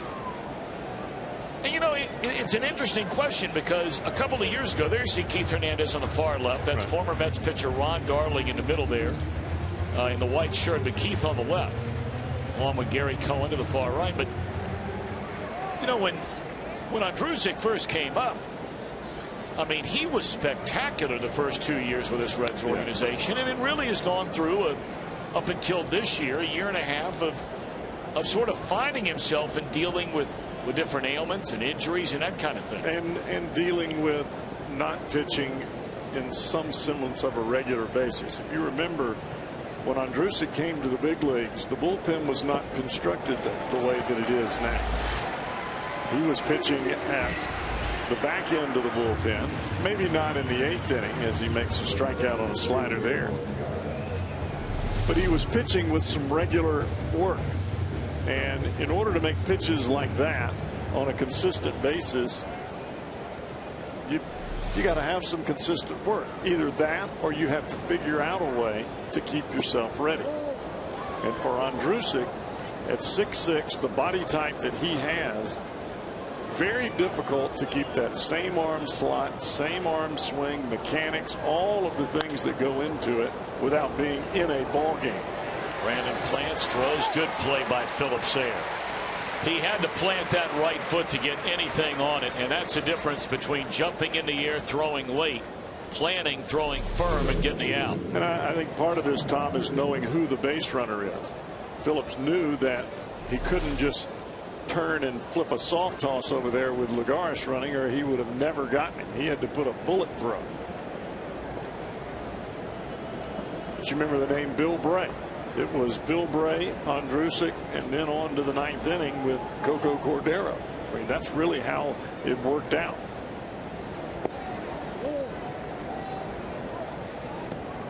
But as over a period of time, when you're not still the #1 setup guy, and you trade for guys like Broxton and Marshall, and those guys are put at the end of the ball game, you're trying to strengthen your bullpen and give a guy like Ondrusek or Bill Bray an opportunity to get some experience and learn to pitch in tough situations. But I don't know any other way to explain it other than the fact that you have to figure out a way to fill that role and keep yourself ready. 3-1 on Mike Baxter. Is that easy? No. This is the big leagues. You get paid big bucks to play this game, and you got to figure out how to get it done.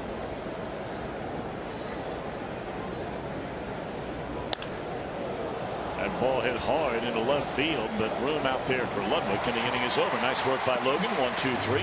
Top of the order coming up. Reds are down 4-1.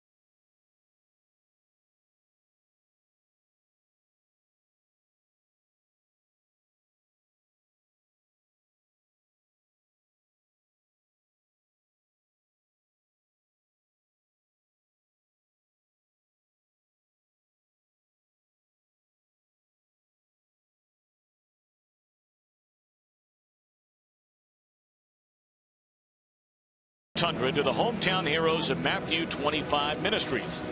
Members of this unbelievable humanitarian and disaster relief organization will join Reds COO Phil Castellini before the Reds take on the Pirates, and will be honored and then awarded the Tundra.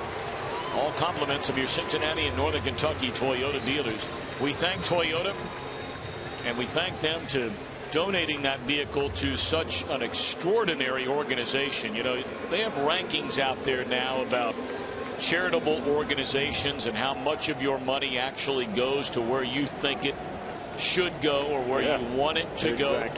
Matthew 25 Ministries, you can go look it up yourself. They rank in the upper 1% of all charities in the United States of America. For every penny they receive, coming as close to it going right where you want it to go with very little overhead or any administrative costs. It's an unbelievable organization. They put their money in the mouths of those they feed, and that is the people that need it the most. And they do it all over the world. They just went out to Colorado just last week when they had all the terrible flooding that killed so many people, and so many are still now even missing. Same thing down in New Orleans when Katrina hit. Check swing and a foul ball by Chu. And that's not to say there aren't a lot of tremendous organizations out there, because there are. But when you get to see firsthand what Matthew 25 is doing, it's tough to beat. 2-2 on Shin-Soo Choo. That ball is smoked. And it sails over the head of Lagares. And on his way to third base is Chu. They're going to hold him at third. You're down by 3. No way you're sending it. That's another knuckleball, Tom. It really is. It happened to the Reds earlier with Jay Bruce, and it shows up even bigger here. You can see Mark Berry smiling at Chu. This was going to be a dead out. But the ball is knuckling. Look at this ball sail away from Lagares. I mean, this was not a bad play. It was just an unfortunate circumstance for the Mets center fielder, and a big break for the Reds. Now you got to cash it in.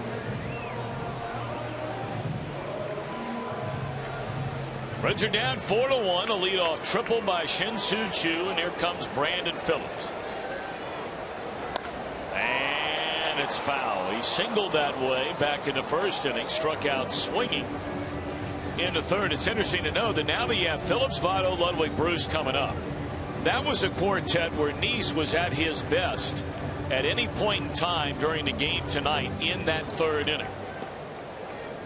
Phillips and Ludwig got him for base hits in the first, but in the third he fanned Phillips, Votto, and Bruce. 1-1 to Brandon Phillips.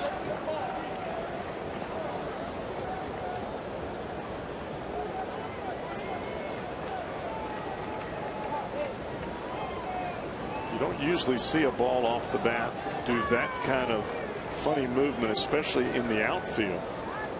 That's twice tonight we've seen that. Roller foul of the third base line. And it would be one thing if it was the wind causing that. There's no wind right now in center field. It's just what the baseball does when it's hit on a knuckle. It tells you how tough it is to hit that bad boy when it's coming to the plate.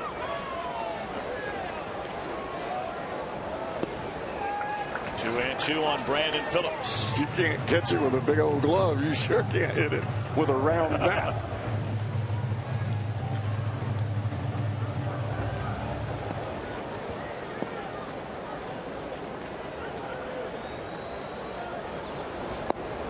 Three and two now on Phillips.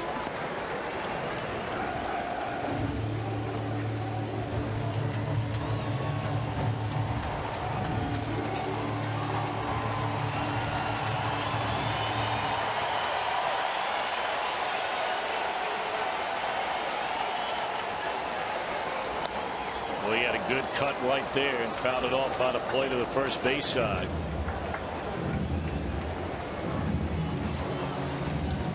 A triple to begin the inning off the bat of Chu, and that's the way they scored it, rightfully so. And now Nice ready for the payoff pitch. And that was more of a hanger right there, and Brandon fouled it off to the first base side. Now this is what you want early in the inning. You get a big, long, extended at bat like this from Phillips. Can parlay it into a base hit, get a run, really put Nice on the tough time. And there's a walk, the triple, and a base on balls to open up the Reds' fifth. And now they have the heart of the order coming up. Let's see if Jonathan Nice throws that first pitch fastball to Joey Votto with runners at first and third this time. He's done it 2 times in a row. It's led to strikeouts. And he just poured that first pitch right down Broadway, both at bats. Votto struck out looking twice tonight. And threw the fastball right down the can, and Votto comes up empty, 0-1. There's not a whole lot of mystery.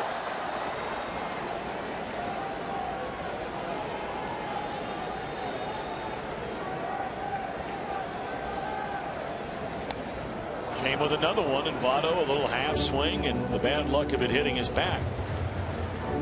So Votto, much like his first 2 times up tonight, right from the start in an 0-2 hole.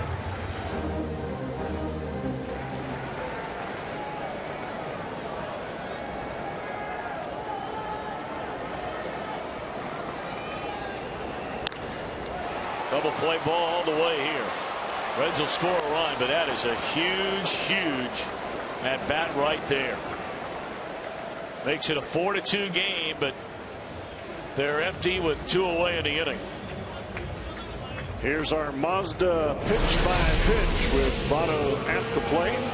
First pitch fastball, swing and a miss. Now this one runs in, a check swing. Votto takes it off the bat. He knows the fastball's coming. He chokes up, and he hits it off the end of the bat right to the shortstop. Reds score a run, but no RBI for Votto because of the 6-4-3 twin killing.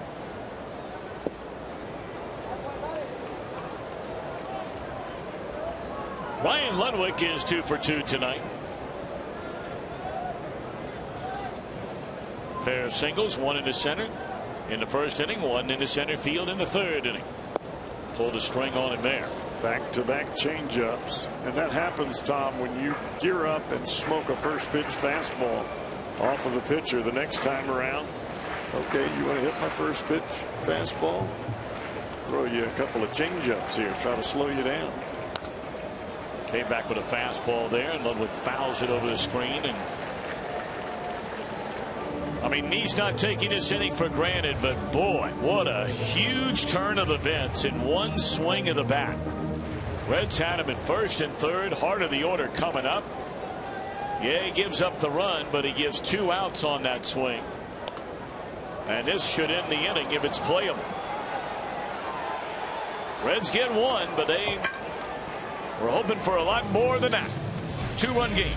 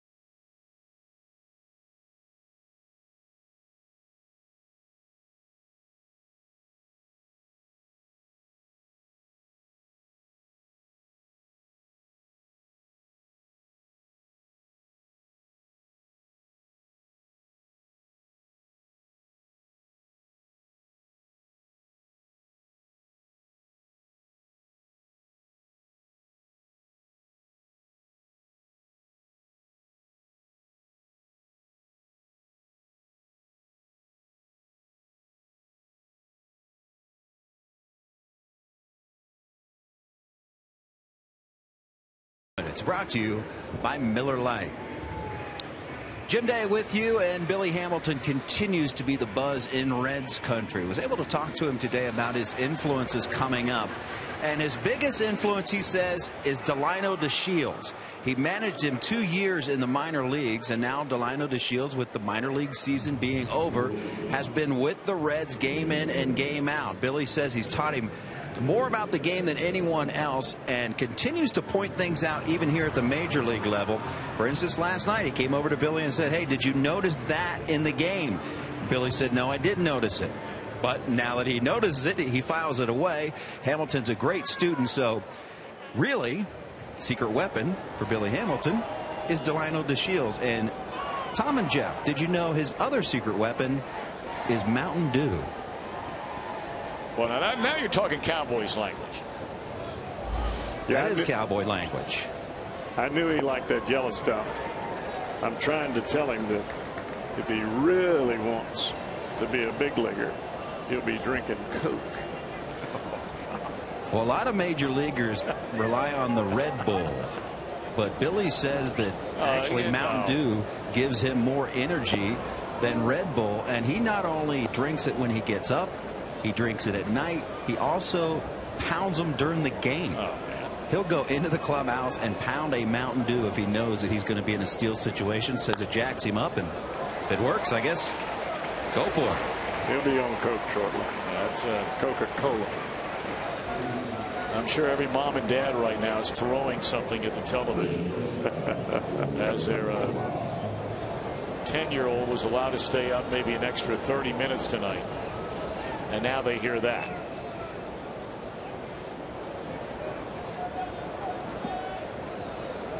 I can promise you my wife would be right at the top of that list.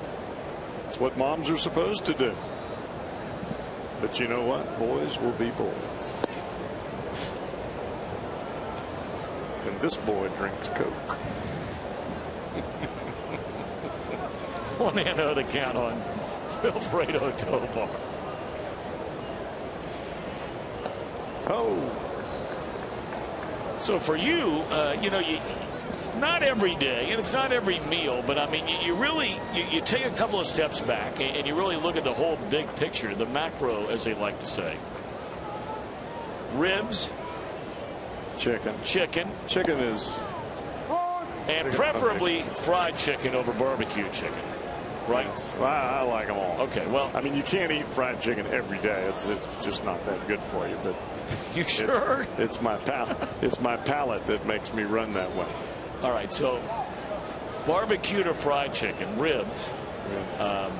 We know for sure ice cream, yes. UDF ice cream particularly. Yes. 8 scoops at a time in one particular cup. Yes. We may have a cowboy flavor coming out next year. I think that's a great idea. And then really almost by the vat full Coca-Cola. Yes. But the thing about that, though, is if you're going to indulge in food, you've got to take care of yourself. You've got to work out. You've got to run. You've got to get on the treadmill. You've got to work out. You've got to be in the gym. Because if you're going to eat happy, you got to work out happy. And speaking of eating happy, thank you to Penn Station East Coast Subs for taking care of our boys today. All of our crew. I personally like that cheese steak with a little extra beef. Oh boy. 0-1. You got Joel Luckham, our statistician, over here. Just, I'm not sure if he's salivating or whether he's just in disbelief. Yeah. Everyone, it's funny because you think, all right, baseball player, that kind of food, that doesn't really, well, when your mind's happy, your arm's happy. And my arm was real happy. Throw him the heater, Ricky. 2-1 on Neese. And it's swung on and fouled off out of play. Third base side. Ron Drusik trying to put together back-to-back 1-2-3 innings. And the Reds got behind 4-0 in the top of the second. They got 1 run back in the bottom of the inning. They got 1 run back in the fifth. Chipping away. So it's a 2-run game. And gone swinging Neese. So on Drusik. Nice job. 6 up, 6 down with a couple of strikeouts. Bruce Frazier, Cozart and company coming up.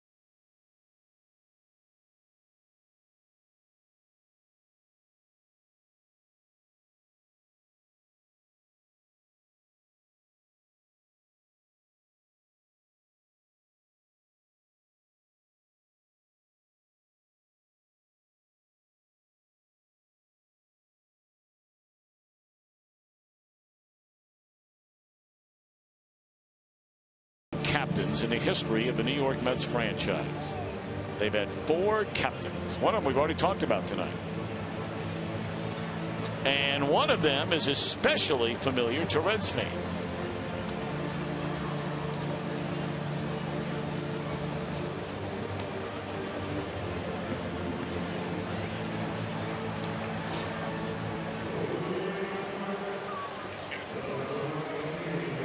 Right now on FoxSportsOhio.com, no matter how fast Billy Hamilton is, he's not fast enough to avoid Hal McCoy. Kevin Goheen has the latest on Adam Jones. And read how both the Buckeyes and the Badgers are talking each other up in anticipation of this weekend's big showdown at the Horseshoe in Columbus. Oh, Nelly, the Buckeyes and the Badgers. Fox Sports Ohio, complete coverage of all that is Ohio sports. That's pulled foul, strike one to Jay Bruce. Reds down 4-2, bottom of the 6th inning. It's going to be a big ball game, right? Oh man, it's big league atmosphere. J.J. Hoover warming up for the Reds.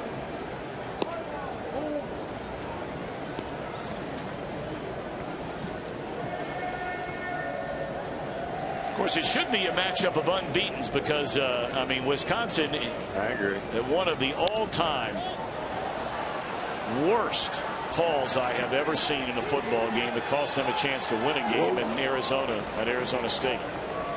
Wright having to battle that one, but able to corral it, 1 out. Check out David Wright here. Oh, hey, huh? Oh, I've seen a lot of people look like that about 2, but not of them at 9:15. You know, it's amazing. You see the different body actions and language, guys coming to catch pop-ups, but nothing like playing at old Candlestick Park with that wind and swirling. You talking about making some guys look awfully foolish. Always reminds me of the story that my old broadcast partner, the late great Ron Santo, liked to tell when he first came to the major leagues and went out there to play in San Francisco, and the Giants had the bases loaded. Giants were down 2 in the 9th inning. There's a pop-up in a short right field. And backs are there to get it. Anyway, Santo is a very young player, highly touted young player, but I think he was 19 or 20 years old. Pop-up goes up third base, should be the final out of the inning. Guys are running around the bases with 2 outs as fast as they can. He looks up, day game, goes into foul ground. Wind blows it back into fair ground. Back into foul ground. It didn't look like David Wright as he came back into fair ground. The ball drops in the infield. All 3 runs score.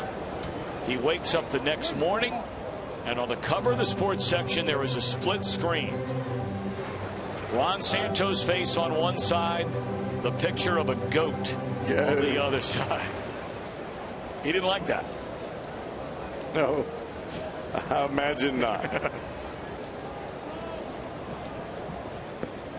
0-1 on Cozart. His niece is retired. The front 2 here in the bottom of the 6th.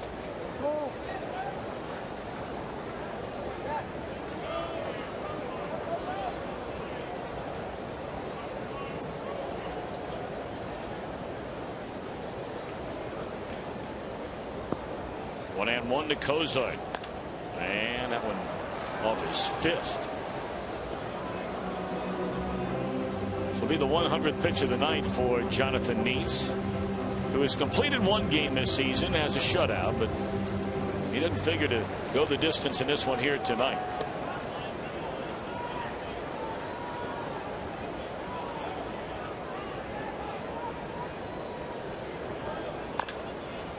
High hopper down to right. And a 1-2-3 inning for Jonathan Neese. We're on our way to the 7th. Still the Mets 4 and the Reds 2.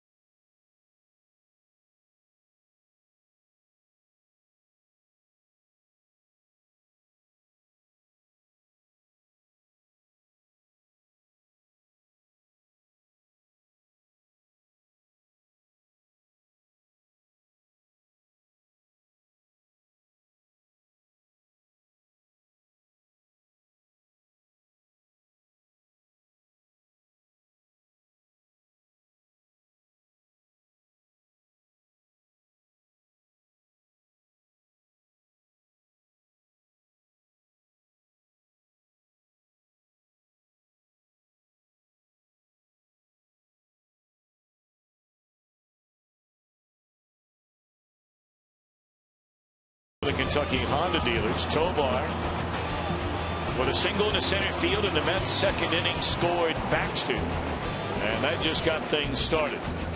They put a couple of more on for Murphy. An 11-pitch at bat. 3-run home run to right, capping a 4-run second inning. And the biggest batter of the night for Jonathan Neese, with the Reds down 4-1 and runners on the corners and nobody out. He got Joey Votto to bounce into a double play. Yes, a run scored, but no further damage. 4 runs, 10 hits, 5 left for New York. 2 runs, 8 hits, and 5 left for the Reds. We're on our way to the 7th inning. The bullpen has been lights out. Zach Duke, 2 1/3, 2 hits, no runs. A perfect 2 innings for Logan Ondrusek. And now we get a look at J.J. Hoover. Hoover's thrown the ball awfully well as of late. Last 11 times out. 1.08 ERA. 8 1/3 innings, only allowed 1 earned run. The Reds will need him to be scoreless here in this ball game.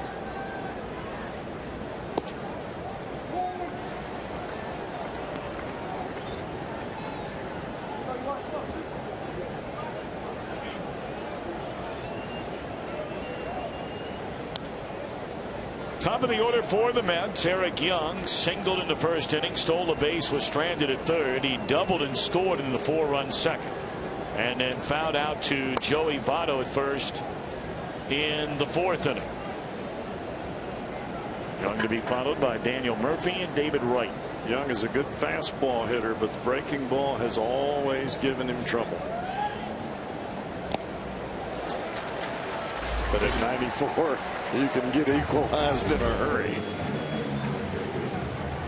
MLB.com at bat, celebrating 5 years as your #1 mobile app for live baseball. You can text at bat to 31826 or visit Reds.com for more details.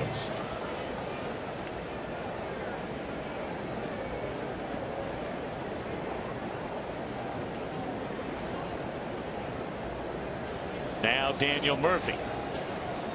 A pop fly to Ludwig his first time up. The big 3-run home run to right back in the second inning.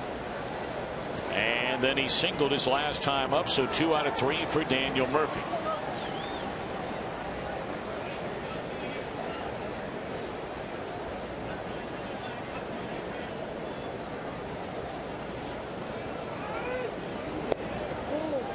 I guess the Reds are going to find out exactly how Sean Marshall can be used right now as he's warming up in the bullpen. He pitched last night, came in and got a big double play ball.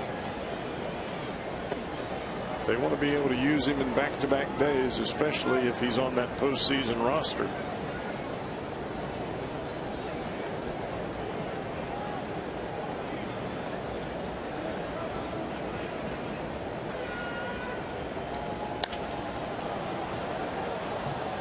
Down the left field line, Ludwig with enough room and fair territory for the second out. And we go ahead and answer our trivia question tonight, presented by AT&T, the 4 captains in the history of the New York Mets franchise. And they really didn't start doing this until the franchise was already almost 40 years in. Keith Hernandez was the first. We've talked about him. He's sitting next door. The late Gary Carter. Former Red and Brooklyn native John Franco. And right now, David Wright. You know what's interesting about all of those guys except for David Wright is that Keith Hernandez, Gary Carter, and John Franco became Mets captains. And they did not begin their major league careers with the New York Mets. I think it tells you a little bit about the individuals themselves. I had a chance to play with Gary Carter out in San Francisco at the end of his career, obviously, but I'll tell you what, wouldn't trade that for anything. A phenomenal guy, great catcher, taught me a lot. It's the one thing about having veteran players around. Their physical tools may not be quite the same as what they were when, let's say, Carter was the captain of the Mets and an offensive force, because he was a force. But his intuition, his game calling ability and just his knowledge of how to go about being a big leaguer really helped me a lot. White on a line drive to right. A perfect seventh. They stand and stretch. Reds are down only 2.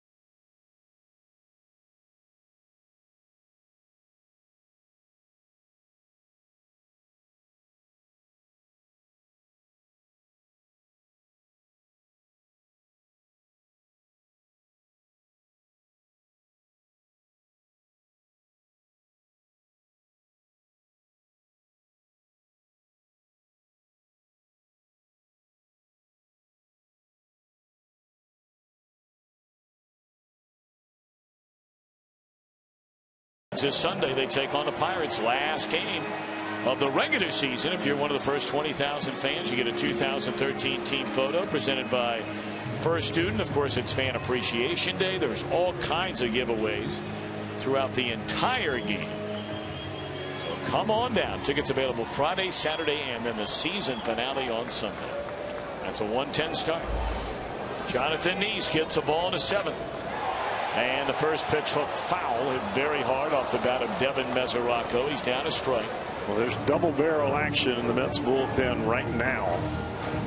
And Jonathan Neese working past that 100 pitch mark. Terry Collins now with 3 innings to go. He'll play it batter by batter, I imagine.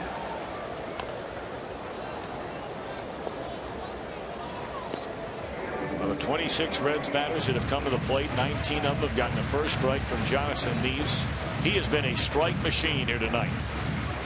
He has never let up, even in situations with runners in scoring position. He just keeps pounding the strike zone. Fastball up. He's thrown 74 strikes, 28 balls, now making 29. Hardsma up again along with Pedro Feliciano. That makes me want to sing. Yeah, our buddy Matt Vasgersian from the MLB Network, when I made that semi-wisecrack last night about is that the guy that sings Feliz Navidad, he was kind enough to text me a picture of a Jose Feliciano album cover. There's a swing and a foul ball back out of play. So it looks a little bit like Jeff Brantley.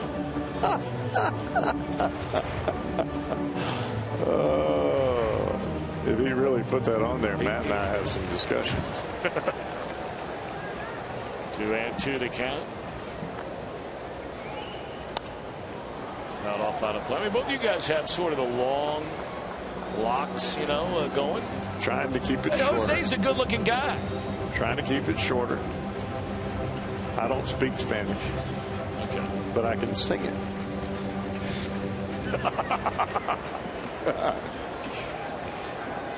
2-2.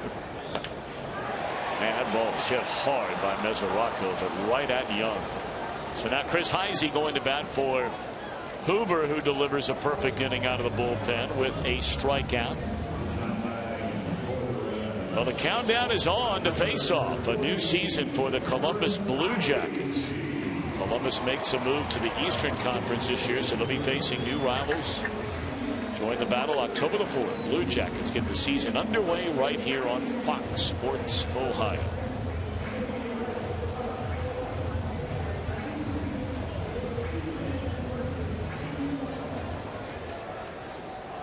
Bottom of the 7th inning. Reds are down 2. Heisey looks at a strike. The Pirates are rolling there in the 5th inning with 2 on and nobody out, already leading Chicago 4-1. Cardinals have scored twice off Gio Gonzalez. 2-0 lead St. Louis. That game in the 5th. Michael Wacha, we're told, is working on 5 innings of no-hit shutout baseball for St. Louis tonight. Throwing the ball awfully well. Heisey watching that one all the way into the mid, fall down and away. Chew next. Reds a bloop and a blast away from tying this thing up. That might be the bloop. Nope. In to get it, Baxter. 2 out.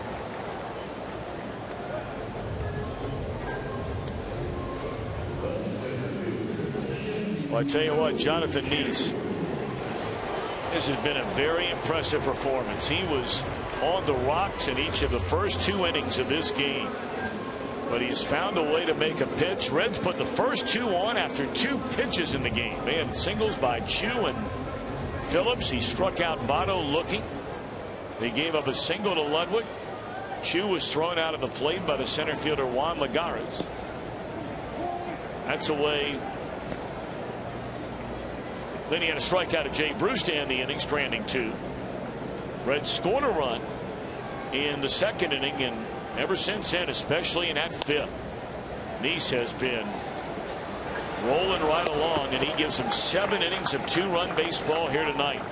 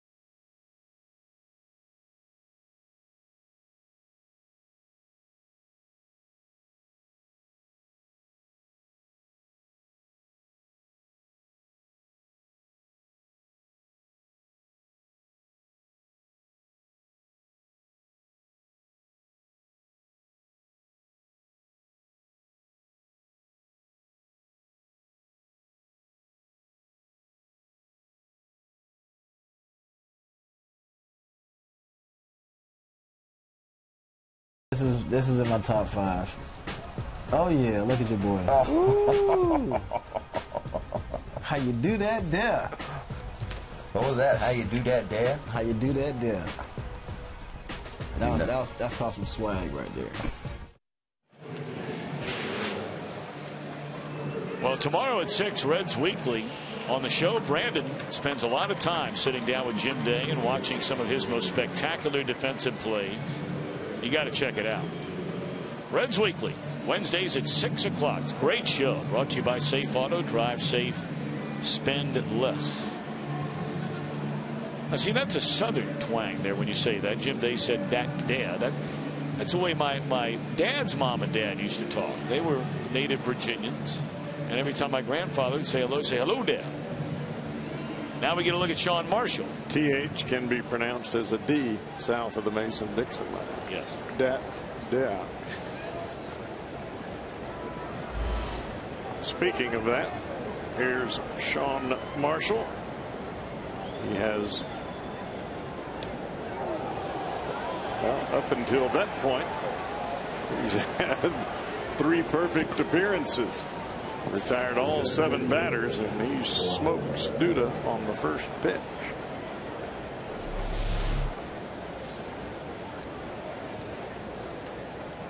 Marshall came into the game last night and got a big double play. It was a tie game at the time, 2-2 game, and Mets had 2 on with 1 out, and he got Duda to bounce into that 4-6-3 inning-ending double play. How do you get hit in the chest with the ball? I think he was looking breaking ball, and that hit him right in the front part of the jersey.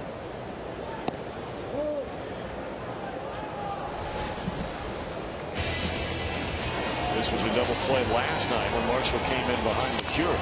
Broken bat roller, and they turned it. You could hear the bat snap on contact.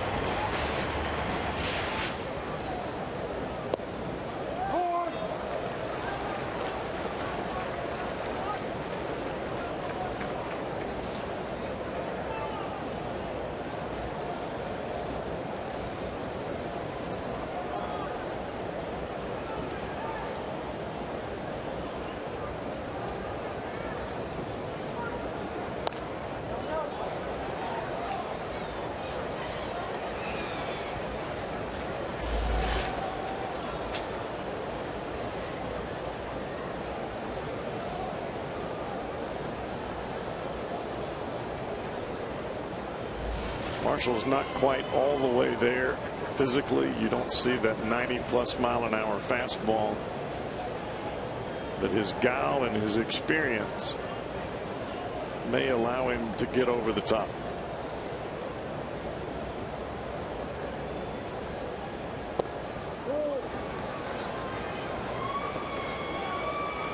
So based on what little we have seen on Sean Marshall, probably could benefit for a little bit more time to find that Christmas sharpness again. Yes, I was very impressed with the ball game last night with the double play that we just showed you. That was one of those critical situations. You got a tied ball game. It's an out that you have to have, and he's lefty on lefty with a guy that's swinging a good bat on the night. Duda had 2 RBIs in the ball game. One of those being a home run. Marshall was able to not only get him out, but the double play. Yeah, the Mets have had some pretty good at bats in this game. Extended at bat. Now, granted, they haven't done anything offensively ever since the 3rd inning. I mean, they had 9 of their 10 hits came in the first 3 innings of this game. But they've had a number of these at bats where guys have been behind an account, and they forced the pitcher to throw 3, 4, 5 more pitches in an at bat. And there's not a lot of experience up and down this Met batting with this lineup they're featuring here last night and again tonight. Well, the big key is not over swinging. Stay within yourself. And a lot of these young guys are trying to learn that. You first get on the big league scene, the first thing you want to do is hit one of those upper deck home runs and show them how good you are.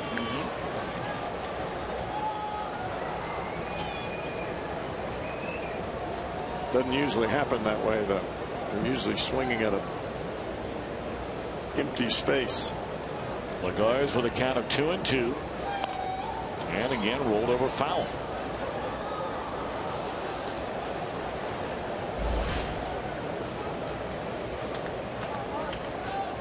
So an 8th pitch coming up in this at bat. Nearly 29,000 on hand here tonight. 28,887. Red season total at 2.344 million. And the all-time attendance record in the history of the franchise is 2.355 in this ballpark since it opened in 2003. And so tomorrow the Reds will break a season attendance mark since they moved from Old Riverfront Stadium into Great American Ballpark.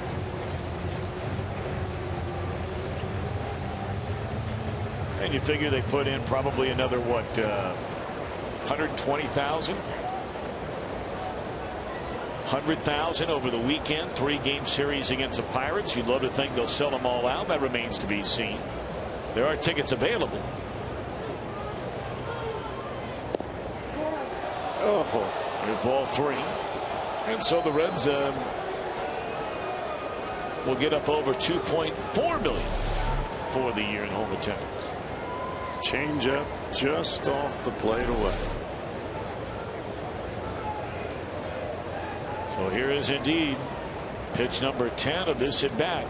The runner does not go, and there'll be an 11th pitch in the at bat. Well, there's such a dramatic difference. Marshall on lefty, Marshall on righty. Not saying he can't get righties out, because he can. Well, the problem is he makes lefties look so bad sometimes. And when you see a right-hander being able to foul off those same breaking balls here, gets you a little skewed in your thought process. Well, Terry Collins is not going to let Marshall face another left-handed batter. That's just not going to happen. They've got Satin already standing in the on-deck circle to bat for the left-handed swinging Baxter. And the Reds have Alfredo Simon ready in the bullpen. 11th pitch of this at bat. Frazier, Phillips, and Lagares able to beat it out.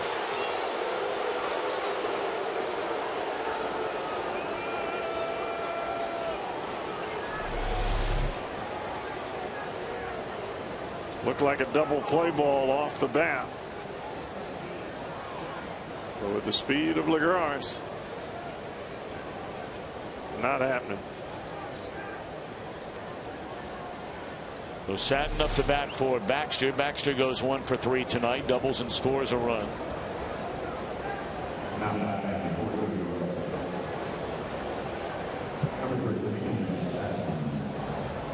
And that's going to be all for Sean Marshall. He pitched an inning's worth in that at bat alone.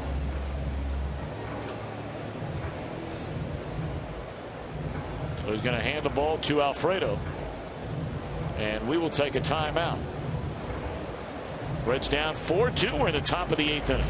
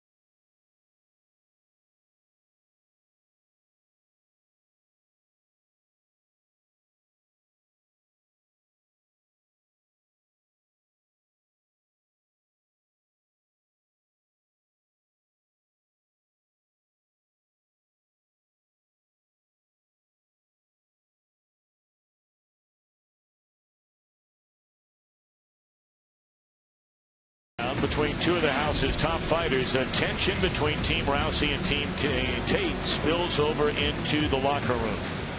Don't miss an all-new episode of The Ultimate Fighter tomorrow night at 10 o'clock Eastern, only on Fox Sports 1. Mets with a 4-2 lead. They have a runner at first base and 1 out, batting here in the top of the 8th inning. And now taking over on the mound is right-hander Alfredo Simon. Simon has been pretty much everyday Eddie, seemingly, since the Reds went to Houston. He pitched 6 innings in 3 days in Houston, 3 on Monday, 3 on Wednesday. It's been almost every other day, if not every day since.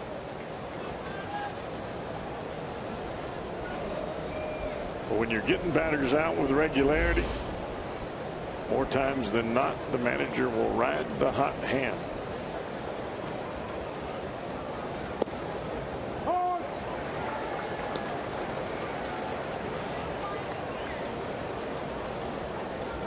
Josh Haddon at 281 as a pinch hitter, 2 home runs, 16 runs batted in on the year. You see his numbers as a pinch hitter, 5 of 22. When it goes, Mesoraco's throw is right on the button and cut down trying to steal Lagares.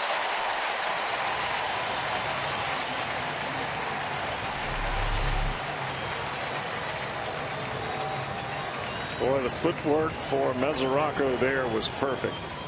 Changed places, front to back. And look at the throw. Never swayed with his body motion. Just driving straight towards second base. He almost looked like a pitcher finishing towards home plate with that back foot up.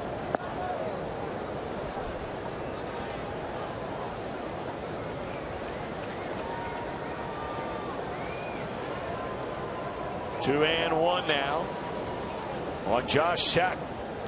Looking ahead to the Reds, bottom of the 8th inning. Phillips, Votto, and Ludwig due up. Mets will be going to their bullpen. Of course, technically, Jonathan Neese is still in this game, although you saw him acknowledge a home plate umpire after recording the final out in the 7th inning. Up over 100 pitches in the game. 113 of them. So you figure he will not be coming back out. Although I guess stranger things have happened. Grounded to short, and that's all. Good work by Marshall and Simon.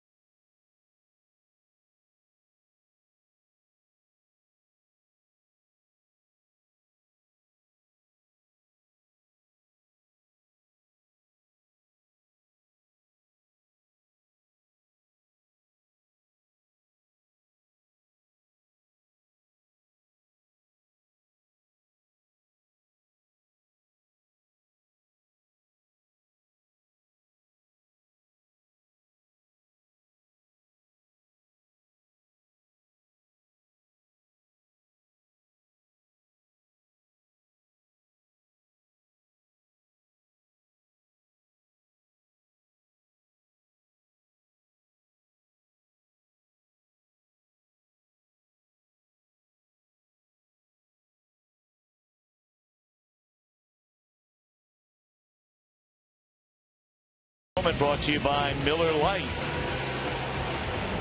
and the native of Defiance, Ohio. He was certainly defiant against Reds batters in critical situations here tonight. He goes 7 strong innings. He gave up plenty of hits, but that's something Jeff Brantley talked about before this game ever started. He tends to do his best work once runners get on base, and the Reds left 5 runners on through the front 4. But he only gave up 1 run through those front 4. 7 total innings, allows 8 hits, 2 runs, both earned. But the Reds are only down 2 as they come to bat here in the last of the 8th inning. And the new pitcher, Scott Atchison, having a pretty good year. See the opponent's batting average there. Not a big strikeout guy. 27 strikeouts in 43 innings. But pretty good control with only 11 walks. And so here we go. Phillips, Votto, Ludwig due up in the Reds' 8th. Matt Dendecker takes over in right field. We've heard a lot of good things about him, yet he has not started a game so far in this series. Well, if the Reds are going to make hay in this ball game, their best opportunity is right now with 2, 3, and 4 at the plate. You trail by 2. The chances of this part of your order coming up again are awfully slim unless they do something here.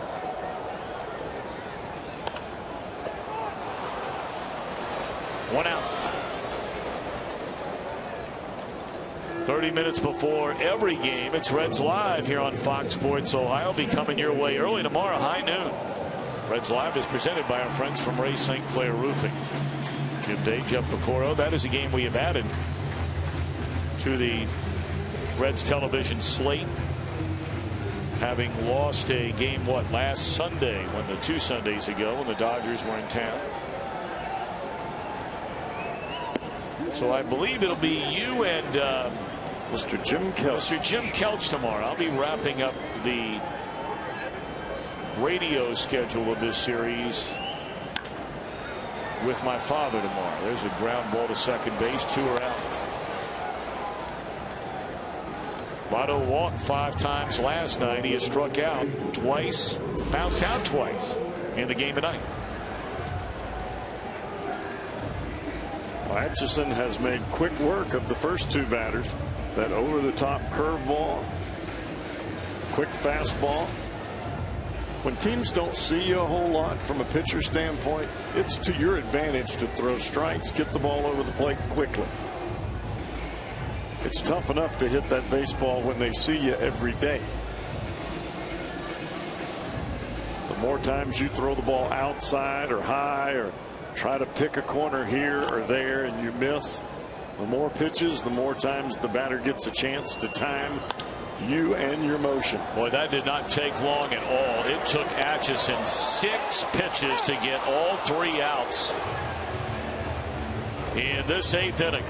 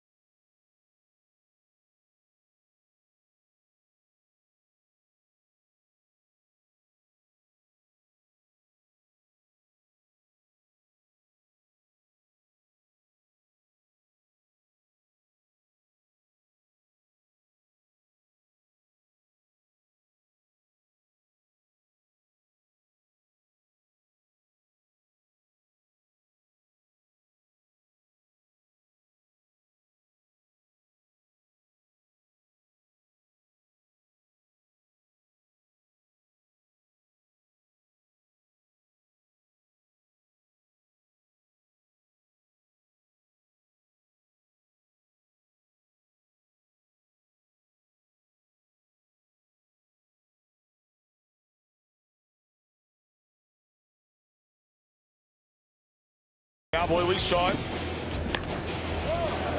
We were just talking about it. What a quick release Jay Bruce has, throwing the ball and charging the ball from right field. First 2 steps for Bruce are always aggressive and to the point of contact, glove to baseball, and that really allows him to set himself perfectly for that throw. Jay has the mechanics, throwing mechanics of what you would expect for a pitcher to have. Tremendous arm, tremendous body mechanics, good follow through from glove to release. But when you've got power like he's got, you play out there where you can help him offensively. Travis d'Arnaud.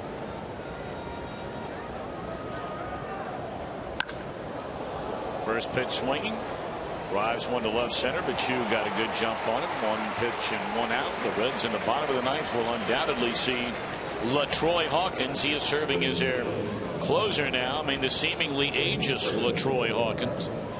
Say he's throwing the ball better now than he has in years. So his velocity has gotten up. And I think a lot of that has to do with the adrenaline of pitching that final inning.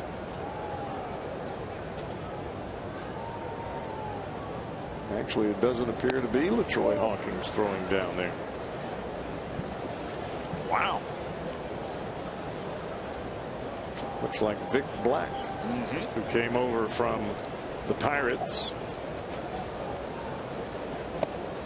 in the trade for Marlon Byrd. Black throws the ball awfully hard. He can be wild at times. Well, it almost makes you wonder if something might be going on with LaTroy Hawkins. Picked up his 100th career save the other night. It could be that, or it could be the simple fact that it's September. Yeah. Mets are out of it. LaTroy Hawkins, a veteran. Probably not the closer of the future for the Mets. Maybe they want to see Vic Black in a closing situation against a very competitive Reds ball club with the game on the line. You find out a whole lot more right now than you do in a spring training audition. Of course, there are a lot of people, Cowboy, that have said don't ever be fooled by what you see in September and don't ever be fooled by what you see in spring training. Not to say you can't make some opinions. Got that right. Well, you can catch all the action of the 2000 Major League Baseball postseason on Fox, TBS, and the Major League Network starting October the 1st.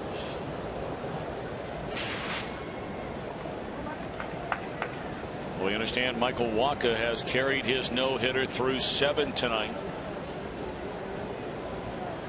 Pirates hammering the Cubs. Well, you know, you always look back. You do it all the time. I mean, I know you know there's that cliche, hey, you can never look back. But look, it's only human nature every now and again. You don't have to look back very long. But it's always human nature to take a peek back and you look at really 4 series over the last month and a half for the Reds, and woulda, coulda, shoulda, I know. But when you lose 3 series in a row to the Brewers, and then you lose the 1 series against the Cubs after you had taken care of the Cardinals and the Dodgers in the 3-game sweep. Right. Well, that was back-to-back series where they lost to the Cubs here and then lost to the Brewers there.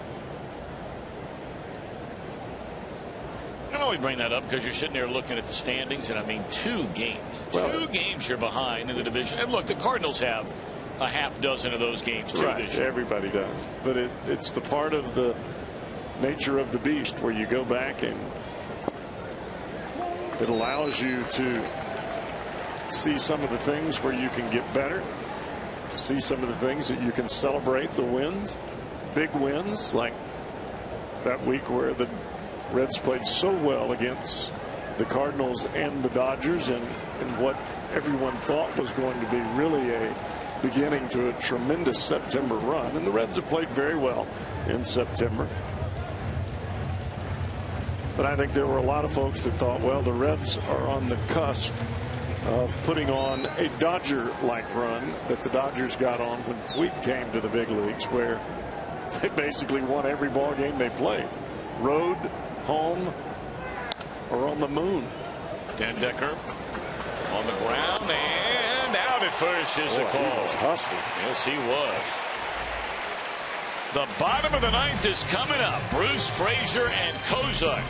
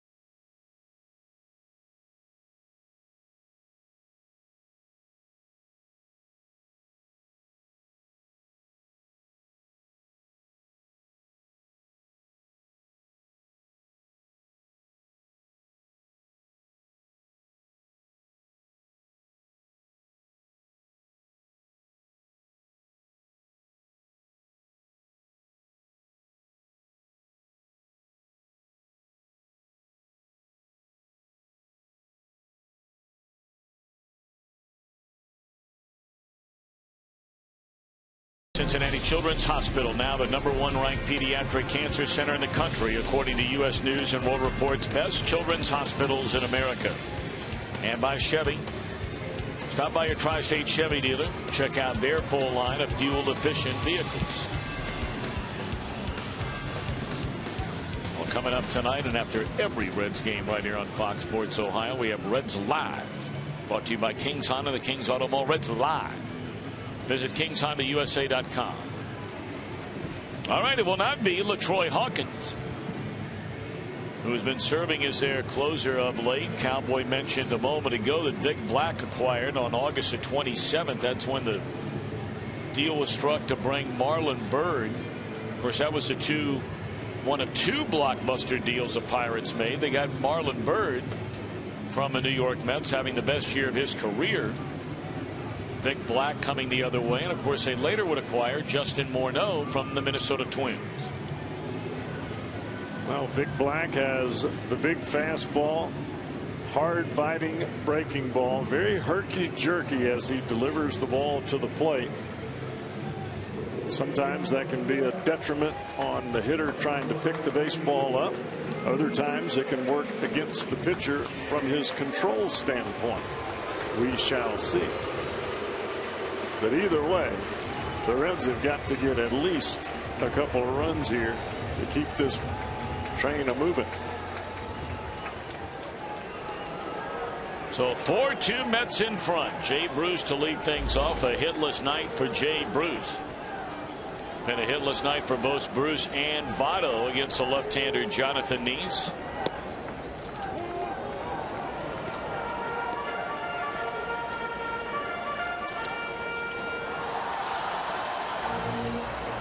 Last night it was a hitless night for both Bruce and Ludwig, while Votto walked 5 times.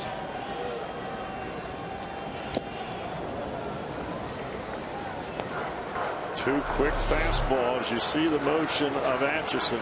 Brings the knee up. But the violent delivery. Very stiff front leg. Straight over the top. That front leg is also what allows you to really snap the breaking ball down. Vic Black, not Atchison. 95, 96, 97.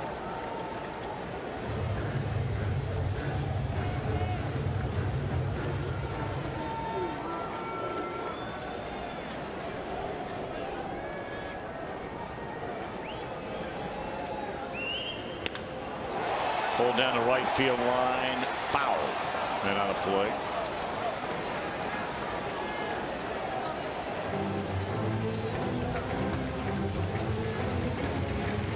One thing, Tom, I think for young closers and really young bullpen guys that pitch at the end of the game, sometimes you get caught up in trying to have max effort with your stuff coming to the plate. But you still have to pitch. You still got to locate. You still got to change speeds. Because as we've seen with even Aroldis Chapman, who can hit triple digits ultimately at any point in time, you throw a good hitter enough fastballs at the same speed, sooner or later he's going to catch up to it.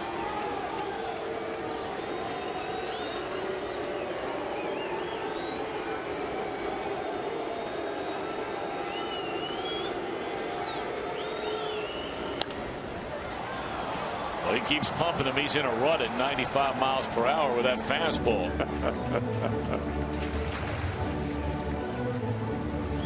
Well, the reason that Jay has been able to get the bat to the baseball is all of those 95-mile-an-hour heaters are up around the upper thigh level.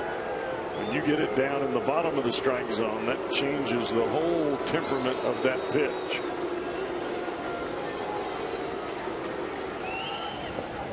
Well, and the bottom fell out of that one, and that's all for Jay Bruce. One out here in the Reds' ninth.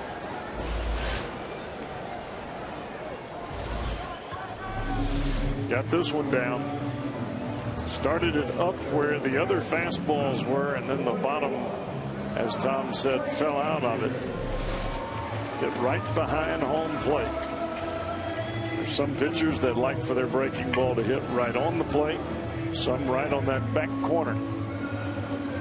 Depends on the break, depends on the batter.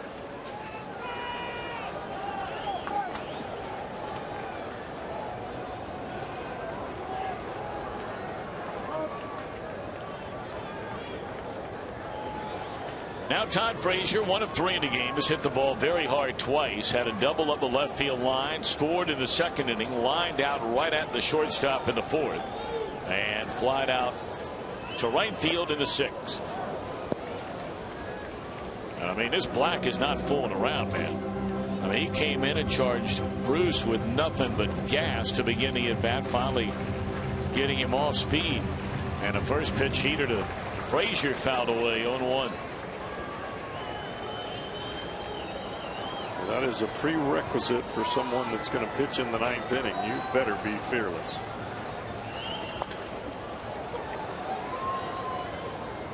"32 saves in his minor league career. 17 of those came this year for Vic Black.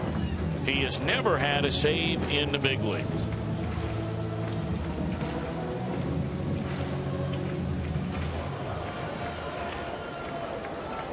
You remember that first time he got a chance to save a game in the big leagues? Do I? Yeah. Hart was about to fall. Where were you? The Dodgers, Los Angeles. I was about to throw up.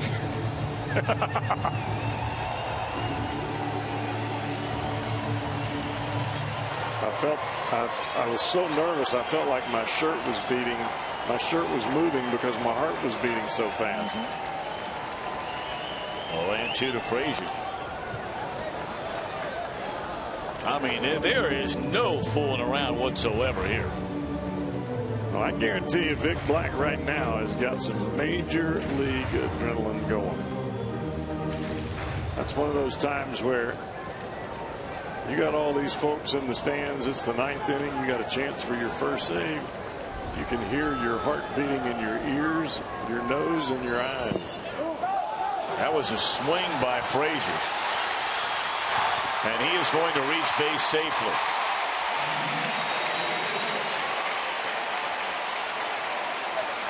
Well, Frazier took off immediately. He didn't take any chance on getting a check swing call. The problem was d'Arnaud could not find the baseball. It caromed off of his leg. Actually, it went right between his legs.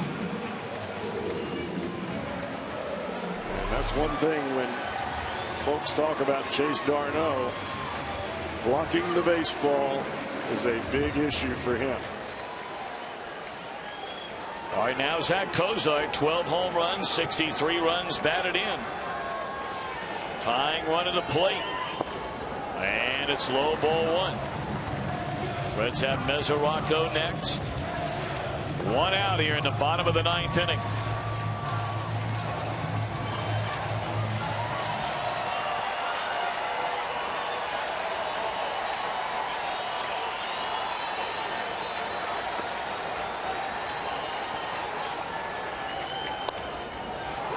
Back to the mound. There's one. And that will end the ball game. A double play off the bat of Cozart. So it looks like the Reds are going to lose some ground tonight. They'll slip a game behind the Pirates. That game's not over. It's in the bottom of the 6th inning, so a long way to go. But the Pirates have a 6-1 lead. As the New York Mets get 4 runs, all 4 of their runs in the 2nd inning, and they make that stand. Daniel Murphy clubbing a 3-run home run, and that is our Nissan drive of the game. Reds only had 1 base hit over the final 5 innings of this game. They did not have a hit in the 6th, 7th, 8th, and 9th inning. How many times do you talk about it, Tom? Stay away from the big inning. And it came back to haunt the Reds tonight. They just were not able to generate any offense at all. So they will go to the rubber game of this series tomorrow, and they're going to start Matt Latos. There was talk about Greg Reynolds perhaps starting tomorrow. That ain't happening. It's going to be Matt Latos tomorrow. It is time now for Reds Live right here on Fox Sports Ohio.